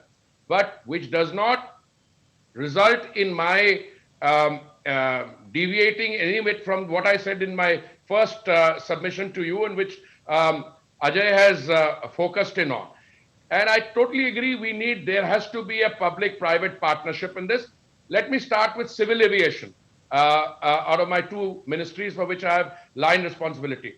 Look, in civil aviation, we have a 7% penetration, which means out of 100 Indians, 7 fly. We have, prior to the pandemic, we had always double digit growth rates. At one stage, 17%. When a very well-known brand, a particular air carrier ceased operation between April of 2018 and December of 2018 and April of 2019, we had 560 aircraft in the sky. Today we are at 750. Look, today our air travel, today we have a price band operational because of the COVID, which makes it a sui generis sort of a situation. Today the rail fare second class AC between Delhi and Mumbai is 3,000 rupees, and the air ticket price band on the lower part is 3,500 rupees. Today Bihar is giving you 21% rate of growth in civil aviation. We seized civil aviation, we clamped down on 23rd March, we opened on 25th May. I always described as a pre-COVID figure as 300,000 or 350,000 passengers per day. Maybe I was wrong, my secretary keeps reminding me, sometimes it's more. But we are almost at pre-COVID levels. Yesterday's figure I think was 290,000 or thereabouts. Now you're 290,000. I used to say we will get pre-COVID, which is 300 or 350,000 by 31st December. Maybe if this talk about a UK strain had not come in, or maybe if the vaccine had produced a more positive narrative a little earlier, I would have got it. But I'm confident by the end of January, we will be at pre-COVID level. What can we do on air travel, civil aviation? Shireen, we are building 100 new airports. 100 new airports. And I'm mentioning this because I want my friend Ajay to hear this. When we privatized the first two airports, which was Delhi and Mumbai, everybody said, ye pada nahi chalega, nahi chalega. I can tell you from my personal example, when Lakshmi and I were young foreign service trainees or probationers, and we went to Tokyo in the year of the Lord 1975, I think. On 1975 or 1976, Delhi Indira Gandhi International Airport used to be called Palam. It had 1 million air traffic per year. Today, Delhi is 70 million plus. The traffic cannot increase because we need a fourth runway. When that comes and when Jewar comes, Jewar is the airport nearby in UP, we will have more air traffic in Delhi and Jewar put together, more than London, Heathrow, Stansted and Gatwick. More than 140 million. I can tell you with confidence. How are we able to do this? How are we doing the other 100 airports? Because these two airports in Delhi and Mumbai gave us till 2020, they gave us 29,000 crores with the Airports Authority. Now you can quarrel with the model ki ye theek nahi tha, what if it's a learning experience.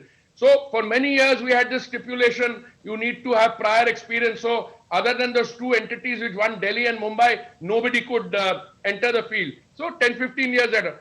Then in 2018, we had another round of 6 privatization of airports, much before I became a minister. I mean, I became minister 6 months later. Today, all 6 airports which were privatized have now been handed over to the concessionaire, and we are now getting ready for 6 plus more.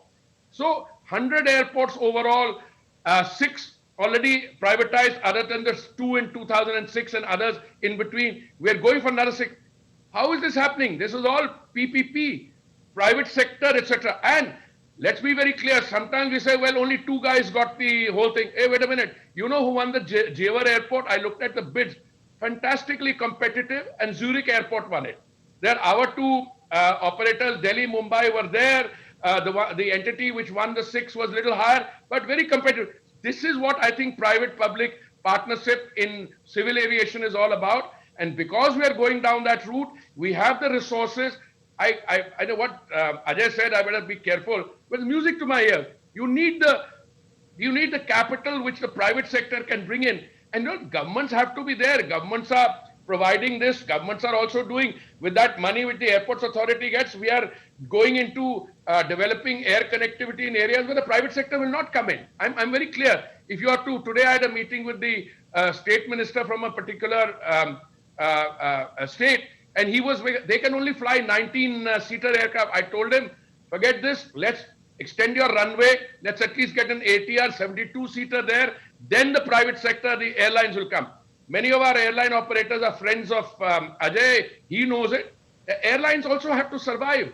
In the pandemic, we had the Airports Authority under stress, we had the air carriers under stress, but what the government can do is to provide a benign environment in which we try, I could give you a long list of what we did. We told some people, look, don't cash in on the loans now, extend the period. You do that kind of management. But the end of the day, make no mistake, the private sector is a crucial player in this.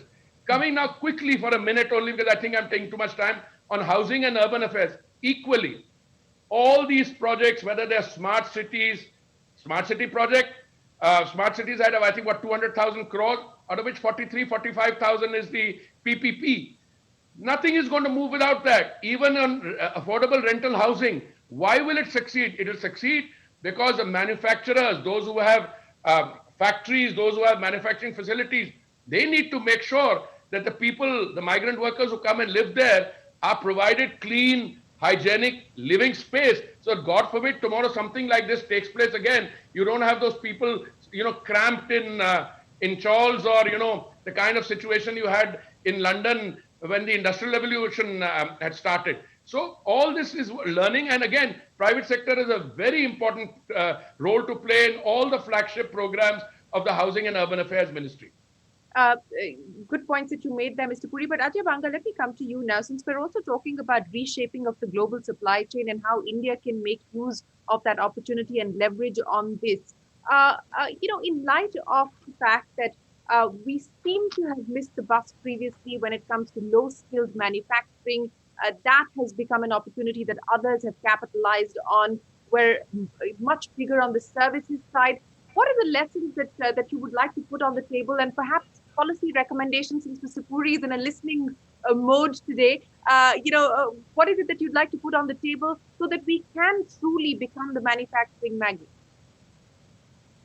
Well, I think the idea of making in India is not just limited to manufacturing. It is very much a part of the services game as well. And I think that that's always been my approach way back to when I remember going to a Vibrant Gujarat function early in the first term of the government, of this government. And I said that don't make in India only about manufacturing. Make it about where the puck is going. You've got to skate to where the puck is going.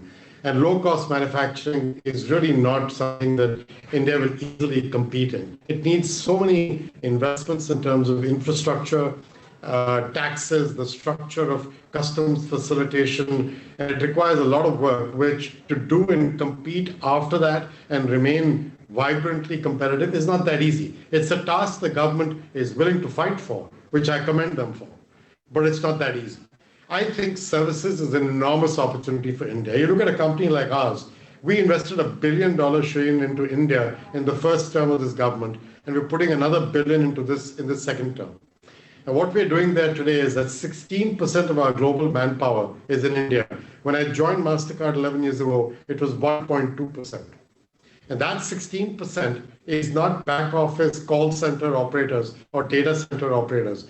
These are highly trained engineers and AI scientists who are looking at developing products in India for the world, ranging from cybersecurity tools to mobile payment tools. We've launched a number of those in India for the Indian benefit, but we also use them to come overseas. To do that well requires a certain facilitation. It requires a welcoming, obviously level playing field kind of environment. My general view about India on that front is that if you are transparent and you look at state governments, not just central government, to start putting yourself into business, you can find your way through that. The second part is a level playing field locally to compete. There, I think India has the most spotty record. It does well in some cases, and in others, like many other emerging markets, which are now trying to become bigger, they try and protect domestic industry and domestic players for good reason. You want domestic champions. The question, and it's an art form, not a science, is how do you also enable the best of the world to come to you so you in turn can take the best of India to the world? That's not easy to do. It's threading the needle. And I think like every other country, you learn as you go along. My general view on all of these is that I'm a bull on India's long-term case. I'm a believer on investing there in this kind of space because I believe that India's role in the manufacturing of services globally will actually be quite interesting. What does India need to do a little bit more of?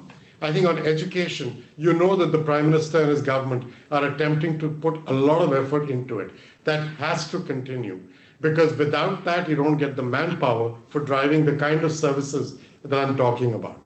And the second is to enable this aspect of level playing fields, get the best in, and then use that to become even better so you in turn can compete. And that's kind of the space. I have a point of view on some of these things to do with data, for example, and data privacy, a topic that is of hot debate in India periodically. It's of hot debate in the US. We have 18 states in the United States trying to pass data privacy laws. If you do that, you'll end up with a patchwork quilt of nonsense in our country here. So, no country has got this right. Data is a real topic for the future. But what we did was, with a bunch of companies, we put out a data responsibility principle, which applies whether you're a domestic company or a multinational. And listen to these principles, they're very simple. First, you as a consumer, the data is yours and you should benefit from it. Rule 1. Rule 2, you need to know what is being collected about you without signing an 18-page legal agreement that you don't know how to scroll through. So you just click agree. That's what happens today. That's not okay. 3, you should have the right to be forgotten and have data to be deleted without going through hoops to do it. 4, I, as a company doing business with you, I should collect the minimum amount of data that I need to do my job with you. For example, in payments, I don't know your name when you spend money. I only know a 16-digit account number, whether on a card or a phone or a fingerprint or whatever. And I know that you spent X number of rupees at this kind of merchant. I don't know what you bought and I don't know your name. I don't need to. I shouldn't know it. Your bank should, your merchant should, but I don't need to. So collecting the minimum you need, and then finally, whatever you collect, it's your duty to keep it safe. These are not crazy principles, but they apply equally to domestic players and overseas players in every country we work. This is not about data being used by foreigners or locals. This is about doing the right thing for people in the country. And so my general view is that I'm a bull on where India is going. I think India can be a real winner, not just in the manufacturing sector, but in the making of services. I think India has a lot of skills in that space. We are beneficiaries as a company of India's skills in that space. My single largest AI center in the world is now in India, as an example. So that's where I'm going. Well, yes, I know that you've been a long-term and a long-standing bull on India, Ajay Banga, and it's good to hear that that continues. But Mr. Puri, on that last point, and I think I love the matrix that you've held out as far as data is concerned and the use of data by companies and corporations. It's a practical, pragmatic approach that you've put in place. We're still, of course, awaiting the legal framework here in India. But Mr. Puri, on the issue of skills and education, and since we're talking about a post-COVID world where digitization has already accelerated and will accelerate even further, is this going to be a key priority for the government to ensure that we've got a young population? This is a young democracy, that people are going to be skilled with the needs of the future. Ajay Banga talked about his largest AI center here in India. Will the government ensure that capital bandwidth is spent on ensuring that we have the skills for the future? Shireen, I endorse everything that Mr. Banga has said. I just want to give you something from what I think is my perspective. First of all, he said, or rather he called for a premium on education. I totally agree. If you are in the old world going to buy property, what do you ask? Location, location, location. If you are on the path to development and you find yourself in a situation like India is, and I must say, not only India, this would apply to everywhere. I have a simple answer: education, education, education. I mean, all the advantages, the demographic dividend of a young population, all the advantages you have on other front, I mean, that is severely undermined unless you get your education and your skills equation right. So on that, there is absolutely no doubt. Now, what happens in a case like ours, where you look, $2.89 trillion economy pre-COVID, fine. On the way to a $5 trillion economy, we'll get there, I have no doubt. But look, we have very low per capita income. So the developmental challenge in terms of reaching out to people. So I think the new educational policy and the Prime Minister's emphasis, I can share with you. I was one of those, this is pre-COVID, when the Prime Minister took 3 hours off his busy schedule. We got global leaders, some of the leading names on artificial intelligence, Internet of Things, machine learning, etc., in Vigyan Bhavan, and anyone who had anything to do with policy and decisions making was there listening captive. This was about 2 years ago. So I think if you look at what is happening on artificial intelligence in India, the very fact that I think Mr. Banga has his largest AI center in India is one, a reflection on Mr. Banga's faith or being bullish on India. Also, I think some analysis he's done that this is the place where you have the skilled manpower and we develop that in order for India to make its contribution. All right. I want to say another thing. What he said about, first of all, let me just say what we are doing. We've got a new scheme called the Production Linked Incentive Scheme, where we are putting in over 2 lakh crores across 13 sectors, which is aimed at producing, promoting manufacturing hubs across the country. Just to simplify a complex equation, earlier we were into the world of subsidies, but they were generally disbursed. They were, diffused because a lot of people were claiming those. It started off buying a restitution of indirect taxes like CCS when I was a young first secretary. Over the years, the subsidy schemes grew.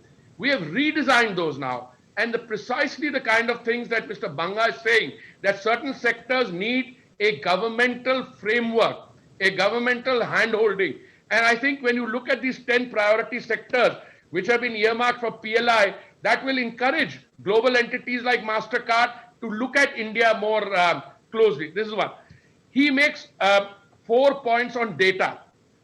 I agree with all 4. What we need to do is to see where we need to tweak, because you're going through a phase of mutual suspicion, recrimination. People are looking at what data is wealth. I mean, I don't want to use, and data can be misused. But I'm now not looking at the, there was a reference to supply chain. Clearly, if you face the kind of situation you are on account of the pandemic, you would want to be very careful that you are not overly dependent on one particular source. You would want to diversify as a insurance policy. Equally, when it comes to data, whilst you want to firewall the national security aspect, and believe me, this is not India. I've had the privilege. In fact, New York is my favorite city. I can tell you without doubt, and I have got some great places that Ajay and I can introduce you to in New York. But fact of the matter is that concern on data and national security is shared there. I mean, these shares come everywhere. Put that aside. Everywhere. So put that aside. Let us say data belongs to you as a fundamental principle. I totally agree. What is being collected is specific to the task at hand.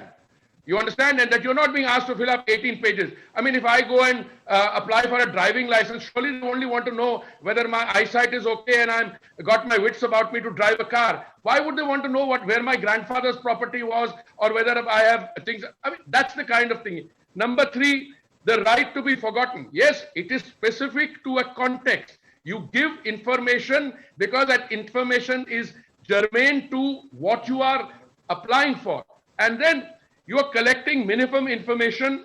For instance, you're collecting that if you're a money transfer agency or you're doing that, you're doing it for that purpose. But we all now need to step forward and as equal stakeholders in that. So I think once you acknowledge that, problems can be resolved. And finally, all I want to say is that, look, chats like this, I don't know whoever devised it, etc.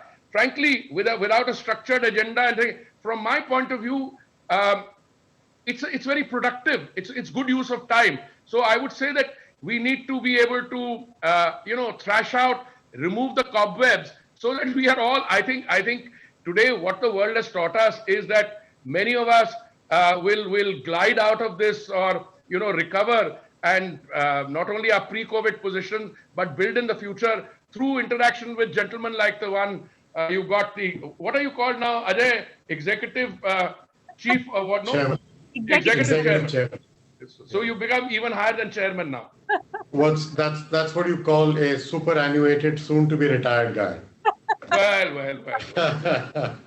So, but if I could just add one thing there, I think the idea of everybody putting their shoulder to the wheel is kind of what is behind Hardeep's entire talk today. If you think about it, government, private sector, and I believe in that. I'll give you some tangible examples of how companies can contribute to the role that government can play of creating the guide rails, the risk capital, the level playing field. But then you also have to step forward as a company. So to give an example, I believe that unless women get a better opportunity at improving their business acumen, it's not just giving them credit. They need to understand how to make that business work. If you don't do that for them, and if you don't encourage the men in their family to encourage them to run businesses, you will never make the real progress you want to make with disadvantaged women. Educated women is one thing. Disadvantaged women is a different issue. So to do that, you've got to create and launch methods like I was talking about with USAID or with Mandeshi, where we're opening rural chambers of commerce for women. The idea is to get them to get better business acumen. Or with, for small businesses, we've got this thing going with CII and the National Institute of MSMEs called Digital Shaksham, which is basically the idea of getting people educated on how to run businesses digitally, set up web portals, understand how to run them, understand how to manage their inventory, understand digital payments, do all that in a way that's safe and secure and simple.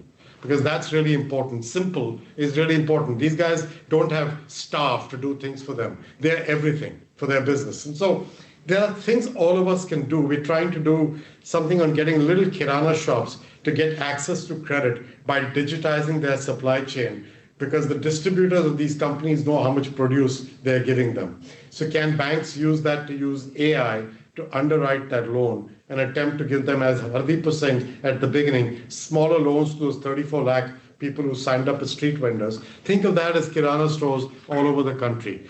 Or, for example, I'm trying to tie up with an organization I'm involved with here, the American India Foundation, to get MasterCard and the AIF to work together on getting STEM education to young girls. We do that here in many countries in the world. We promised to reach 1 million girls. We've done that. I've now raised that to 5 million.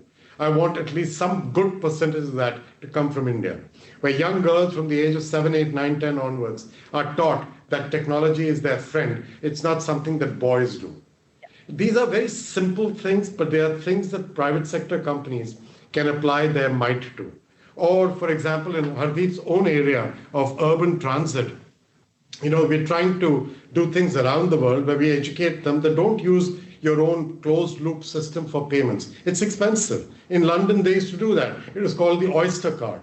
Now they've opened it up to just open loop acceptance. Acceptance of payments is a key enabler, by the way, of digitizing a society. It's not enough to put money in the account. That's a very good start with all the work done with Jan Dhan Yojana.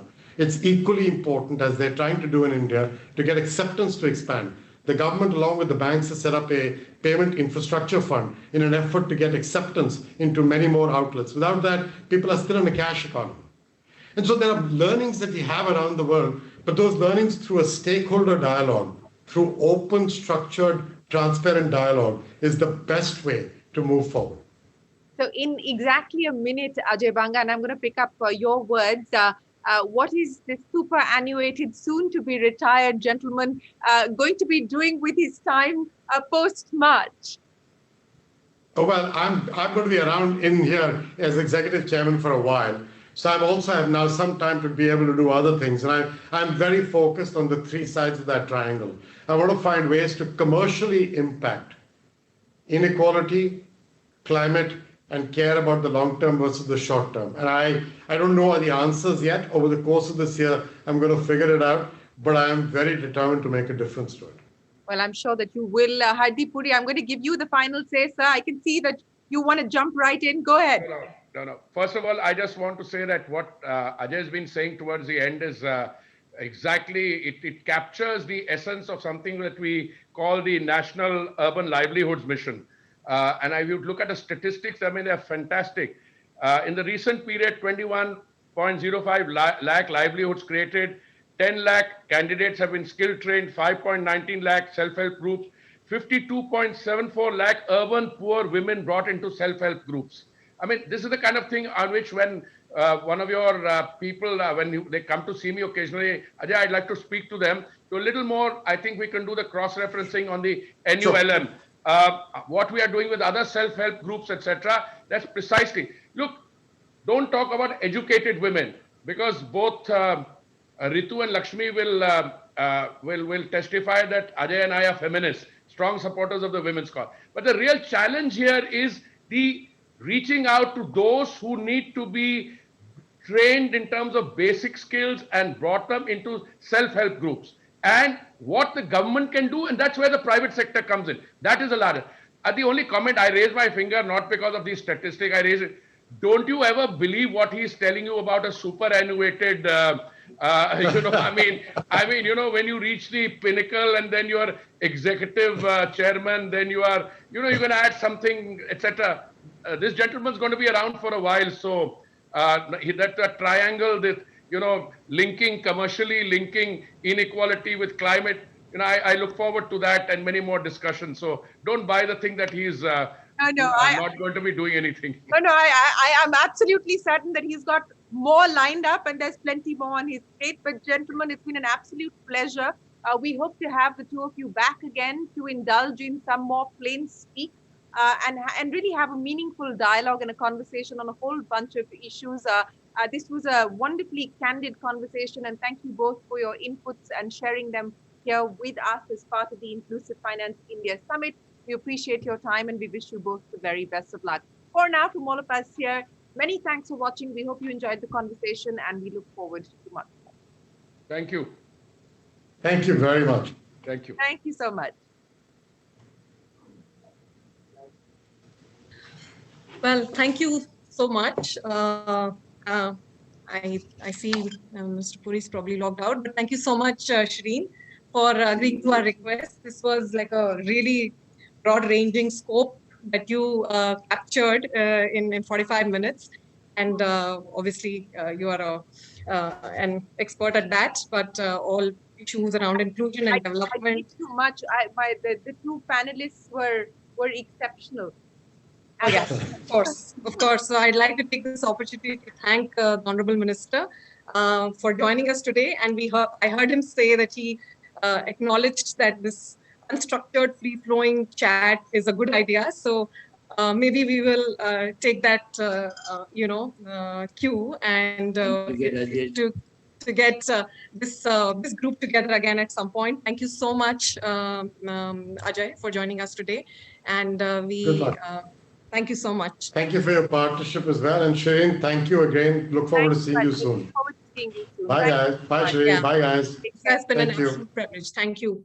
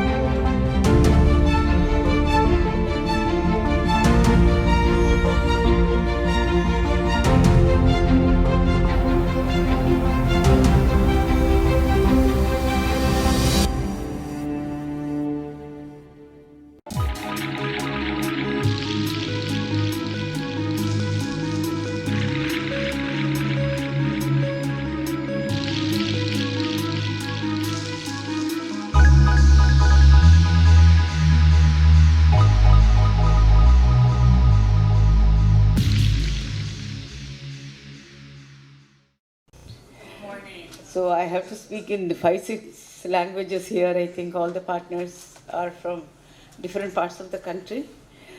The journey of Ananya, I can't talk without touching the journey of FWWB. Friends of Women's Soul Banking, when we started 30 years back, so June only, 30 years back, 11 students said that we will work even though we are an affiliate of Women's Soul Banking, we will concentrate on low-income household women. And of course, the self-employed women, they are forming 80 to 90% of the workforce in India.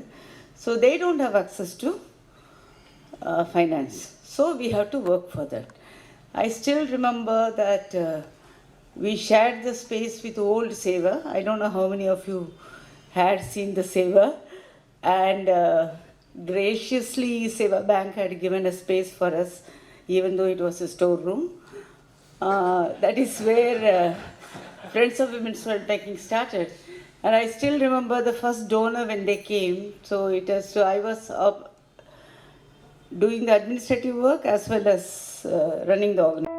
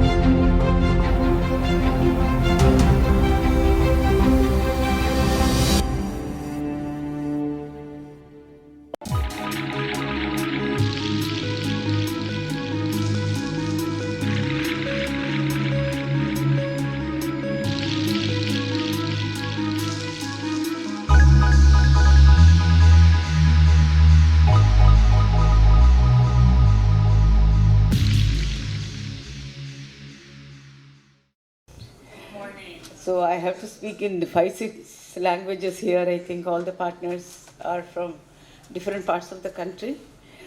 The journey of Ananya, I can't talk without touching the journey of FWWB.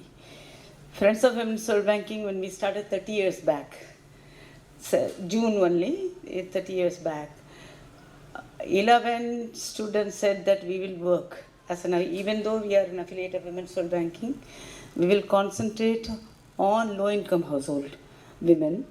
And of course, the self-employed women, they are forming 80 to 90% of the workforce in India. So they don't have access to finance. So we have to work for that. I still remember that we shared the space with old Seva. I don't know how many of you had seen the Seva.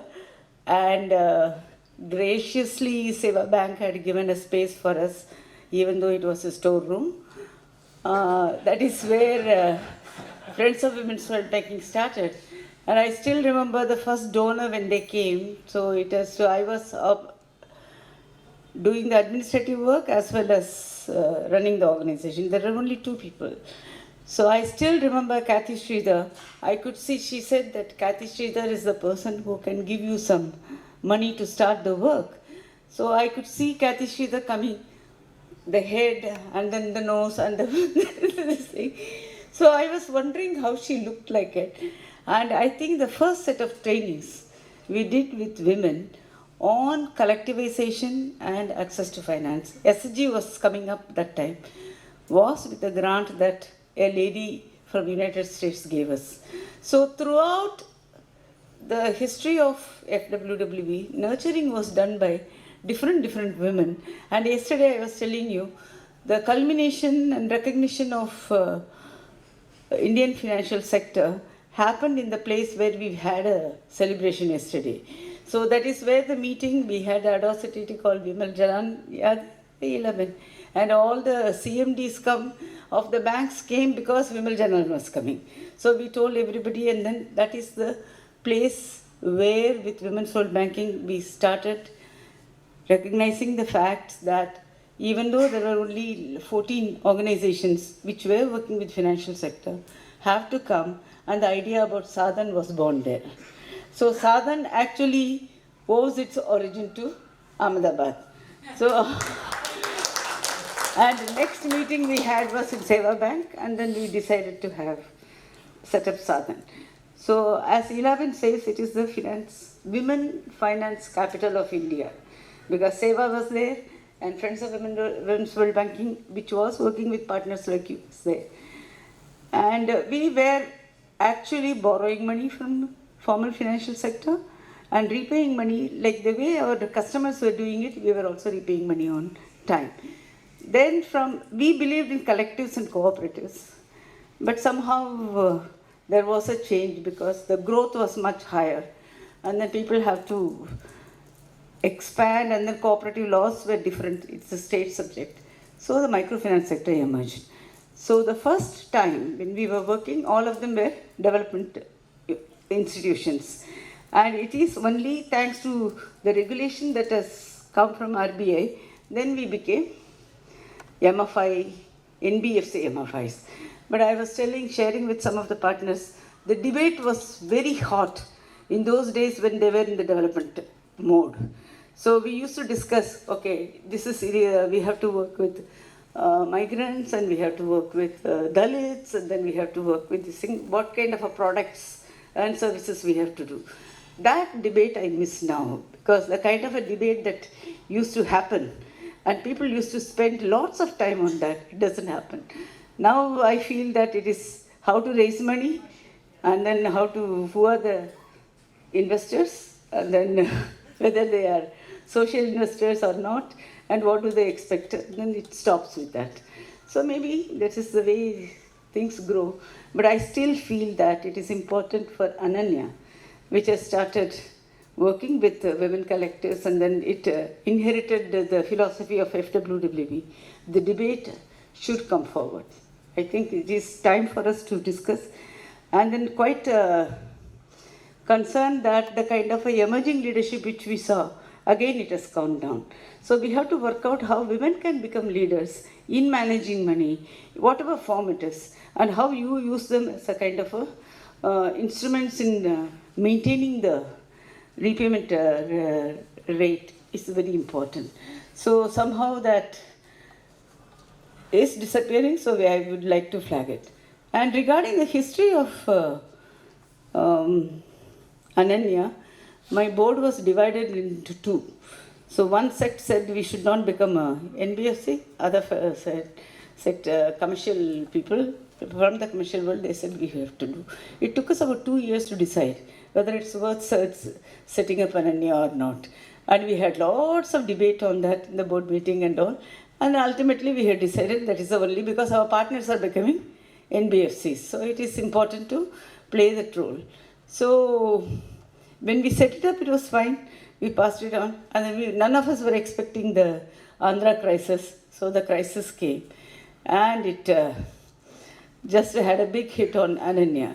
Because as you know that Hyderabad was the mecca of microfinance. And then almost 80% of our borrowings were in, lettings were in with partners there.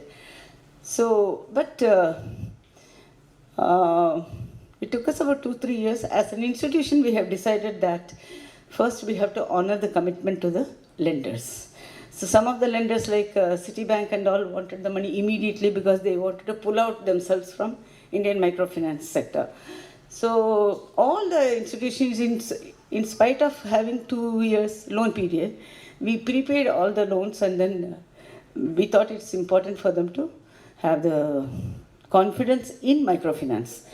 So, and then of course, some of the bankers who had lent 120 crores and 140 crores and all, they said that you just tell us that you are defaulting, we will just reschedule the loan.